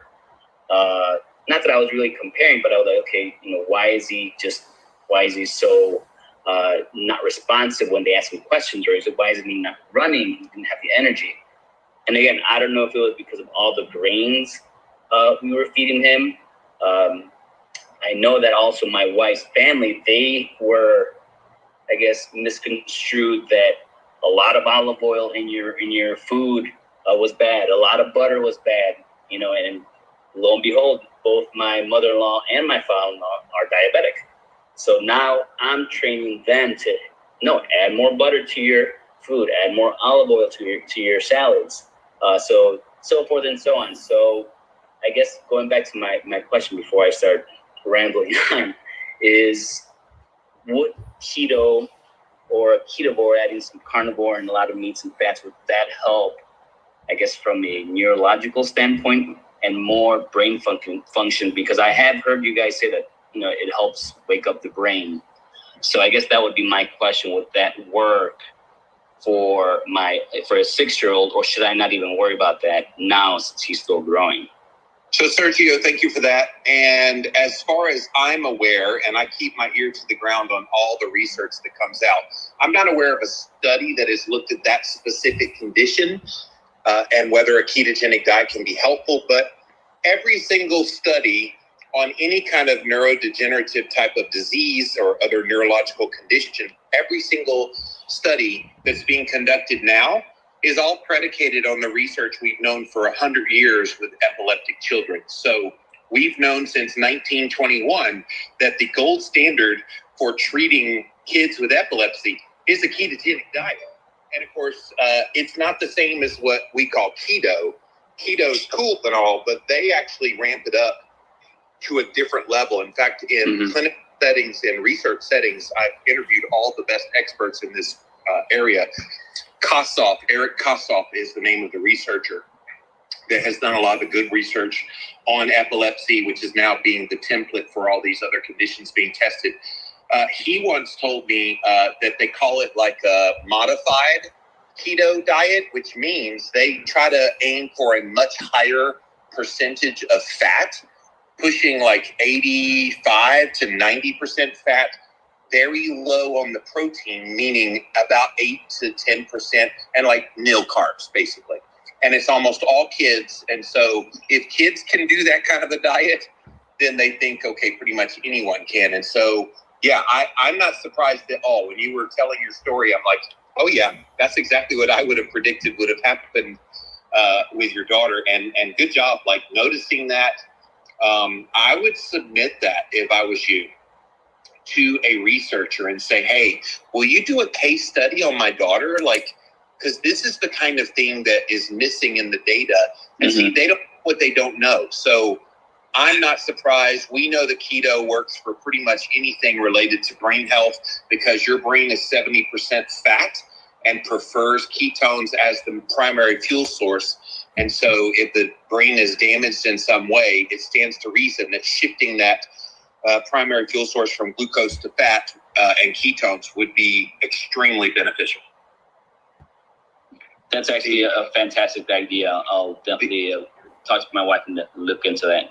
Dr. Amir, you had something? The only caveats, obviously. So absolutely what Jimmy shared was spot on about the research about neurodegenerative conditions, right? Neurodegenerative conditions.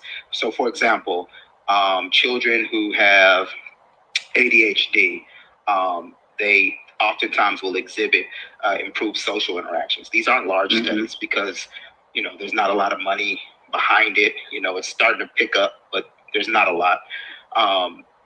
Kids with autism, again, improved social interactions. And also with ADHD, you have less impulsivity. So a lot of these conditions are in fact modified by ketogenic diets. There's loose evidence, right? It's not strong evidence to where it's become the mainstay of practice, but there's enough there to explore it, right? The main thing, though, to watch with your child is just making sure that they're maintaining their weight.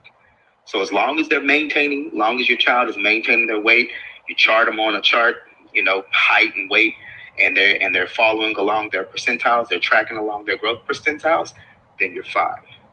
If for some reason those percentiles start to dip, right, and the child is not holding as much weight, then you consider adding a few carbs, right? But it's an ebb and flow thing. As long as you can ride that horse, ride it. And I say that from Amir just observing these things and the research-oriented Amir, right?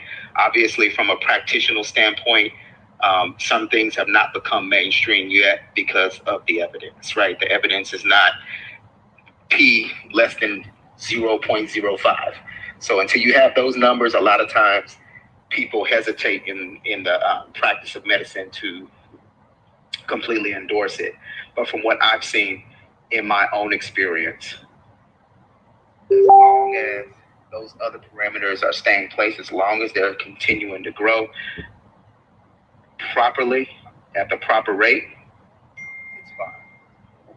Hey, Amir, can I ask you a question? So if there was overfeeding in this kind of a diet, the modified ketogenic diet to be much higher in fat, if they overfed nutrition, would that, stall the weight loss enough, or does that matter? I think I would, watch it. You don't want to overfeed your child. You want to of staving for the purposes of staving off weight loss. Would it benefit to maybe just bump up total energy intake that would keep that from happening? So increasing caloric intake is always a good idea if there's weight loss. The only caveat to that is that when you're in a ketotic state, remember that you're mobilizing fat as the energy source, right? Yeah. And so as you mobilize fat, well, here's the thing. Our bodies need a certain amount of fat because it's healthy for us, right?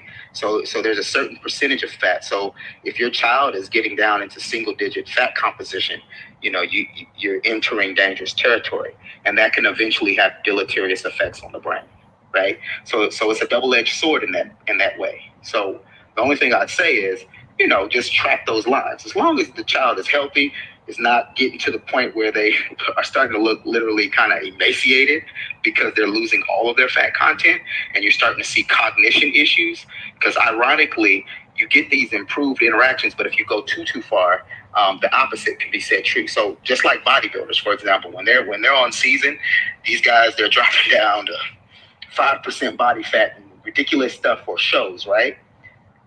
But they don't live at that, right? Because it's unhealthy. It has deleterious effects on the brain. So remember, your brain is primarily fat, but guess what? You still want the brain to maintain substance. And so if your body gets to chewing up all of your fat, it could be a bad thing. So moderation is the key. And we know that biblically, right? But as long as everything is going well, as long as you're maintaining those weight goals, the child is growing along their growth curve, all those things, hey, all I can say is, as a researcher, right? All I'm going to say is I look the other way, keep going. I love it.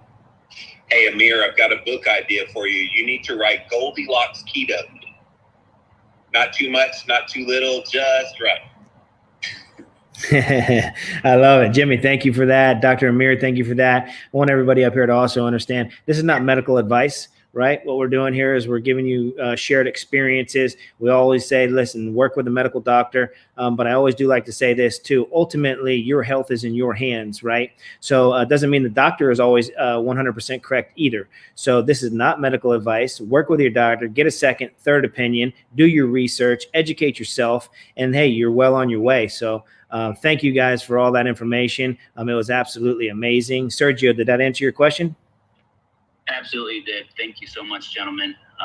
And yes, and this actually has, I'm actually launching into becoming a keto coach as well. So I just started right now. So I'm learning for myself because I am passionate about my health, but also my son's health was what opened my eyes to a new world of intermittent fasting and keto. And I'm just going to pass it along to all my, to my wife, to my son, and to all those around me, and hopefully to others that are in my area. And in the Hispanic community, since I am Mexican, that actually is something that's missing in the Hispanic community. And I think I mentioned this in another talk, and Jimmy, I guess you mentioned that there isn't really an expert that focuses in the Hispanic community. So that's something that I want to look into and definitely venture out and become a coach and an advocate of healthy living. Absolutely. And we commend you for that, right? We commend you because your story, your journey matters. Your son's journey matters, right? So continue on that path and continue to pay it forward and help others. That's truly what this is about. So thank you, Sergio. We appreciate you. And the amazing, beautiful Frenchie, good afternoon. How are you? You're up next. And this will be the final question. And we'll go ahead and lock the room down for tonight. Frenchie? Awesome. Good evening, everyone. I'm so excited to be on panel to kind of tell you a little bit about my situation. I would say probably about 4 months ago, I started doing keto, and I kind of scared myself because I was doing keto and so what happened is that my appetite, of course, dropped like it was supposed to. I had weight loss like I was supposed to, but it kind of freaked me out. Just me having weight issues all my life, all of a sudden I wasn't eating, and sometimes I might not be eating for a day or two. It's kind of weird. So I kind of stopped it. I continued fasting.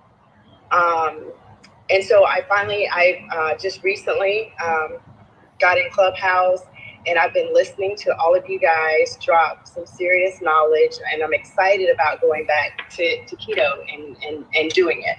And so one part of it was I thought that I would be smart and go to a new doctor to kind of talk about, because I'm also diabetic, high blood pressure. So I wanted to talk to a new doctor about my situation. And the appointment was this past Wednesday.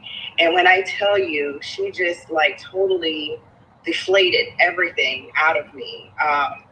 She's like, standard of care is that I need to put you on lisinopril, when I had just listened to, I think Jimmy mentioned that statins we should stay away from in general. So it was just, I'm right now, I'm kind of like freaked out. She gave me insulin before. I was only just doing metformin. She gave me a once a day insulin to start taking. All of this just happened on Wednesday. So I'm kind of like feeling a little defeated, like what am I going to do? And so I've been listening to you guys for encouragement. So I guess my question to all of you guys is, and I know you can't tell me what to do, but help me to make a move forward, because I finally decided I was going to do it and go for it. And then my doctor's appointment deflated me completely. And I guess I need some encouragement or some advice. Oh my goodness. Can I touch it? Absolutely. Jimmy wants to hop in there. Please let me grab this. Okay, so first of all, lisinopril is what we call an ACE inhibitor, right? That's intended to lower the blood pressure. And metformin, of course, is a medication that's often given for type 2 diabetes, and as well as sometimes insulin, but that's usually with the insulin-dependent diabetes that we talk about that, and usually it's based on the HbA1c score, right? And several. I'm a little bit concerned. Was this your first visit with the doctor? Yes, it was a 2-hour visit. She was very thorough. She drew blood so I can get my test, but she was like, I know your cholesterol has to be high too. So then that's why I think she said the lisinopril. Did you have a recent? No, the lisinopril is for the blood pressure. Statin are all your.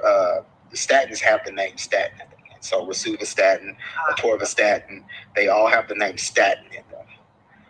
But here's the thing. So were you diagnosed with diabetes prior to this appointment? Yeah.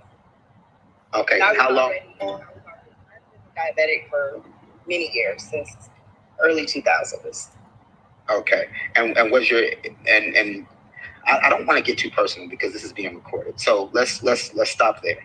The thing is this, obviously Doctors are going to promote standard of care. But here's the thing. There are plenty of physicians out there who also do understand the ketogenic diet and also understand that it does in fact work. While it can't reverse, while ketogenic diet does not reverse, microvascular damage typically, right? So if you have end organ damage like kidney damage or damage in the retinas or damage in the periphery, it doesn't reverse those typically, right? It can, right? Depending upon the degree of how far the disease has progressed. Right. But what it can do is you can get your insulin back under control. And in fact, you can cause your tissues not to be resistant to insulin anymore. There's a compound that accumulates in our fat called resistin, and it actually, funny enough, called resistin, that actually is a signal that causes the tissues to, in fact, be resistant to insulin. Right. So this is kind of how type 2 diabetes evolves. Now, if you could find someone, right, a doctor who is willing, right, to monitor you in the sense of watching progression, making sure that your blood pressure and all these things are under control. Because here's the thing, even if you started to take the lisinopril and metformin, I'd be a little bit more concerned about in the sense because metformin and insulin both sometimes can cause a little concomitant weight gain, particularly insulin. But here's the thing, if you were able to find somebody, a provider who could effectively monitor your situation, monitor your HbA1c, monitor your blood pressure, and you were able to venture into ketosis, here are the benefits of a ketogenic diet as you enter into ketosis. So what happens is numbers like LDL decrease. What's LDL? LDL is your bad cholesterol. These are the things that bring about issues with the liver, issues with the heart, and other organs, right?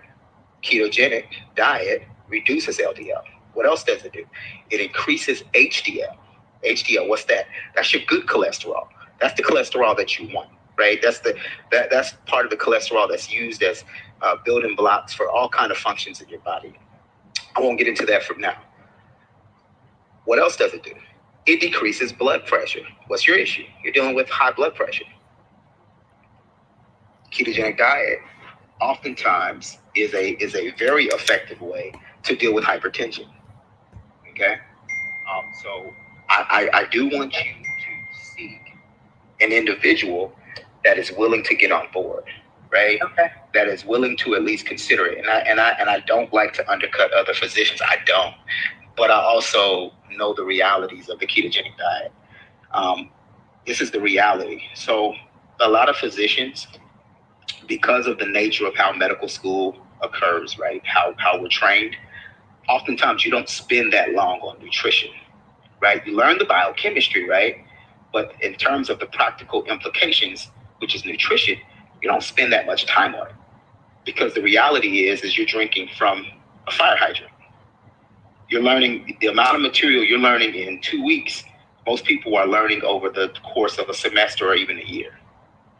That's how much material you're covering. So a lot of times these people, they've forgotten because they've gone through medical school, they've gone through residency. And it's like a filtering block. There's a lot of information that leaks and you begin to only know what you need to know for your practice. But here's the thing, ketogenic diet, ketosis, is something that is a naturally conserved mechanism in our body, right? Whereby our body can mobilize that fat stored energy.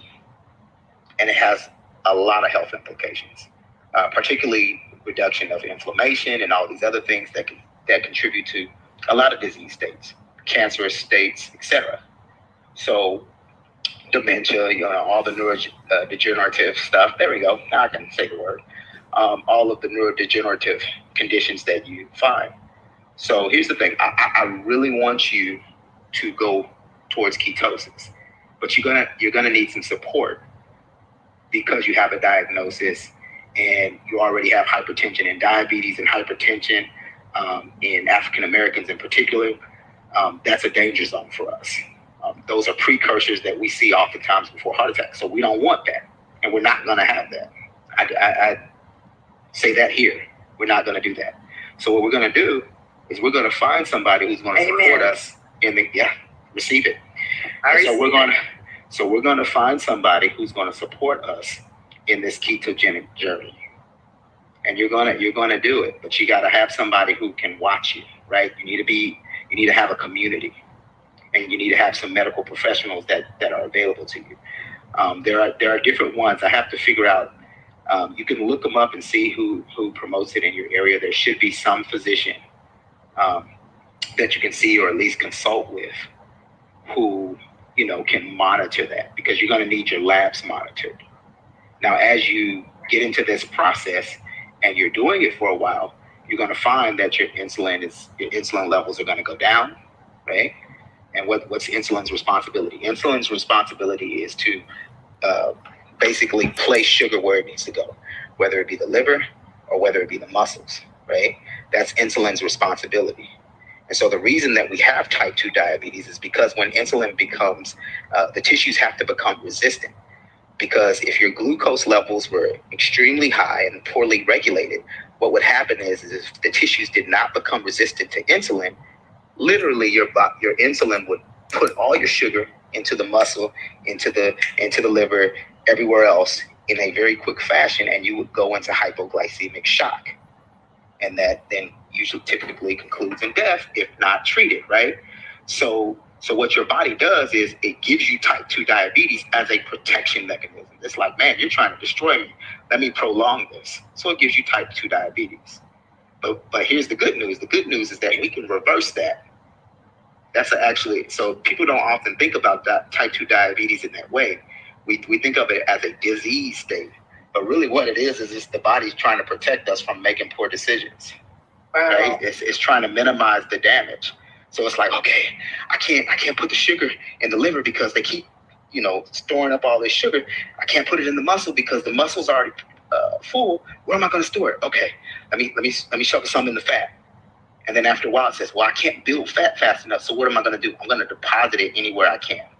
So it's going into the microvasculature, in the kidneys.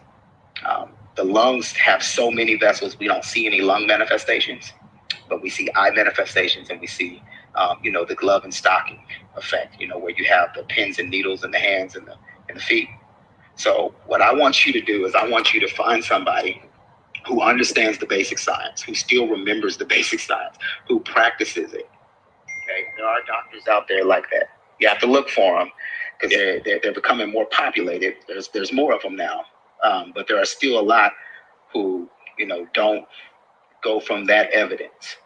So you find you one who can support you, right? And it may be something where you're mailing off, or maybe they have some kind of remote lab, and they're connected to, say, a Quest or a LabCorp or something like that, and they can look at your results and tell you what's going on. And then make sure that you have an inner circle of people who are checking on you and all those things, so that you don't have any serious problems, right? And as you go, you're going to see that all these things are going to start dropping. Your HbA1c is going to drop. Your blood pressure is going to drop. Your bad cholesterol is going to drop. Your good cholesterol is going to increase, and you're going to start to feel better. Thank you so much. I have a resource, Frenchie, for you and anyone else listening in the audience about how to find such a doctor. My friends over at Diet Doctor, that's Dr. Andreas Ienfeld. He's from Sweden and he talks like Arnold Schwarzenegger. But dietdoctor.com/low-carb/doctors. So dietdoctor.com/low-carb/doctors. It has a listing of all of them state by state. And those of you that live in Canada, I believe there's some listed there as well. Trust me, and thank you, Dr. Amir. That was very educational what you shared. And when I first started doing this, that was my dilemma. I could not find anybody that would not vilify me for my quote high cholesterol and telling me how diseased I was. So Frenchie, hang in there. Doctors don't know everything we think they do. And so Dr. Amir would be the first to tell you that what they learn in medical school, half of it is wrong. They just don't know which half. Gotcha. No, the information, believe it or not. Yes. Dietdoctor.com. Wait, say it again, Jimmy. dietdoctor.com/low-carb/doctors. Doctors, gotcha. Thank you so much. And just to touch that, the interesting thing is that it is taught. The information is there. It's just that most people don't see the implications of it. Right. I mean, your modern, your doctors that are fresh out here, most of them know, right? But your older doctors, some of them don't know unless they're just happen to be really keeping up and staying on top of the literature. And there's so many things for them to stay on top of. Sometimes nutrition is one of those things that really get overlooked, because a lot of times, when people come into the office, they have these lifestyle issues and these other things, and you're really on the clock. Like the way medicine is practiced, the way it's forced by insurance companies, and the way it's forced by, especially if you're connected to hospitals or other organizations, it's a microwave process. And so that interaction doesn't allow you to really care for the whole patient the way you would desire to. And so oftentimes it's great when you can have a team, you know what I mean? And that team, for me, is going to be more than just, people with MDs behind their name. It's going to be people that you would encounter every day in life. I like health coaches. I like nurses. I like, I like pastors. I like counselors. I like, because I think it takes a village. Just like it takes a village to raise a child, it takes a village for us to be taken care of, for our needs to be met in this life, right? We all need one another. And so just, I'm excited for you, though, because I do believe that you're going to have success in this journey. And I do think that I look for, in fact, no, I don't think, I look forward to hearing your results. Awesome. I look forward to giving positive results. Definitely. Amen. And don't be discouraged, sweetie. That breaks my heart when I hear someone who is discouraged by a medical professional. At the end of the day, you need to look at that doctor, and Amir would agree with this. Your doctor is not telling you what to do. Your doctor is saying, I'm going to be a consultant in your health. This is the best knowledge that I have to help you with this issue you're dealing with. Now you make the best decision for you. So if something the doctor says just doesn't sound right, get a second opinion, or just go with what your gut instinct says. They don't always know everything. Gotcha. Amen. Exactly. Paternalistic medicine is no longer acceptable, right? It's the partnership. The only time you're practicing that is if somebody says, hey, doc, you tell me what to do. You do have that every so often where somebody just has no desire to be involved. But I find that most people in the here and now are inquisitive. They want to learn, they want to know, they want to be involved in their care. They care about their care. And I think that you want to make sure that whoever you're entrusting your care to, i.e. whoever you're allowing to partner with you, sees your vision, understands where you're going, understands where you're trying to get to, and is open-minded. Definitely. Okay. Amen. Frenchie, how do you feel now? Thank you guys so much. You are a blessing to me, all of you. Amen. Frenchie, how do you feel now? I feel so, I feel so much better. My heart stopped palpitating, because I was like, it was a lot. It was very overwhelming. So I thank you so much for the encouragement. I feel so much better, and I am going to move my process on with the keto diet so that, I'm the best me that I can possibly be. Awesome. And I thank you guys all. Thank you, Frenchie. Thank you for coming up and being bold and vulnerable enough to share your story and your journey, because your story and your journey is going to help somebody else and inspire them to do better, be better, and feel better every day. And I want to say one more thing. We're not your doctor, but we are your community, and your health belongs to you. So it's your choice, right? Like, where are you going to put it? So with that being said, guys, I'm going to go ahead and close out the room. I'll open it up to any last thoughts here for the next 2 or 3 minutes, and then we'll shut this thing down. Anybody? I just want to say that I wish everybody has an amazing weekend. Be mindful, plan ahead, and, just celebrate every small victory, non-scale victories. Did you make a better choice in your lifestyle, and all of those little things that you might think that are not so important, celebrate those, and just, try to be 1% better every single day. That's it. God bless you guys. And the other thing, just a quick tip. I just wanted to share with you guys that also apple cider vinegar has been found to reduce insulin. We don't know the why. We don't know the mechanism of action, but for some reason it does do it. So I usually think about taking a little bit of apple cider vinegar, maybe like half a teaspoon or so, early in the morning when I first wake up. I do that because it's been found to reduce insulin. So also something there to think about. Thank you, Dr. Amir. Thank you, Daniela. Thank you, Jimmy, for always showing up, always putting in value. Thank you, Carrie, Sergio, Denise, Frenchie, all for coming up on stage. Everybody that's been on stage today, we greatly appreciate you. Your presence matters. We see everybody in the audience. Thank you for being here. And when I really say your presence matters, guys, I want you to take that to heart, because wherever you're at right now in this moment in time, your presence is making an impression on somebody else. Wherever you go today, the energy you carry outside of the house is going to make an impact on somebody else. So if you leave the house with positive energy, you're going to exude positive energy. If you leave the house with negative energy, you're going to receive negative energy. So again, thank you guys. Keto Jesus, do better, be better, feel better every day. And I'm done speaking. We'll see you guys soon.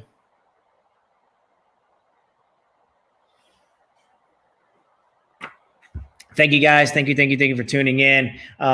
Just wanted to come to you guys a little bit and share a little bit about the Clubhouse love that we have going on there. Everybody on Clubhouse knew that was being recorded. So just want to preface that by saying we want to thank all of them for sharing a little bit about their journey. If something touched your heart or you want to reach out because maybe you're like, you know what, that may be something I'm going through and maybe I can plug into a community that can really drive me forward, that can help me out, that can give me support. We're here for you. Please feel free, drop any comments down below.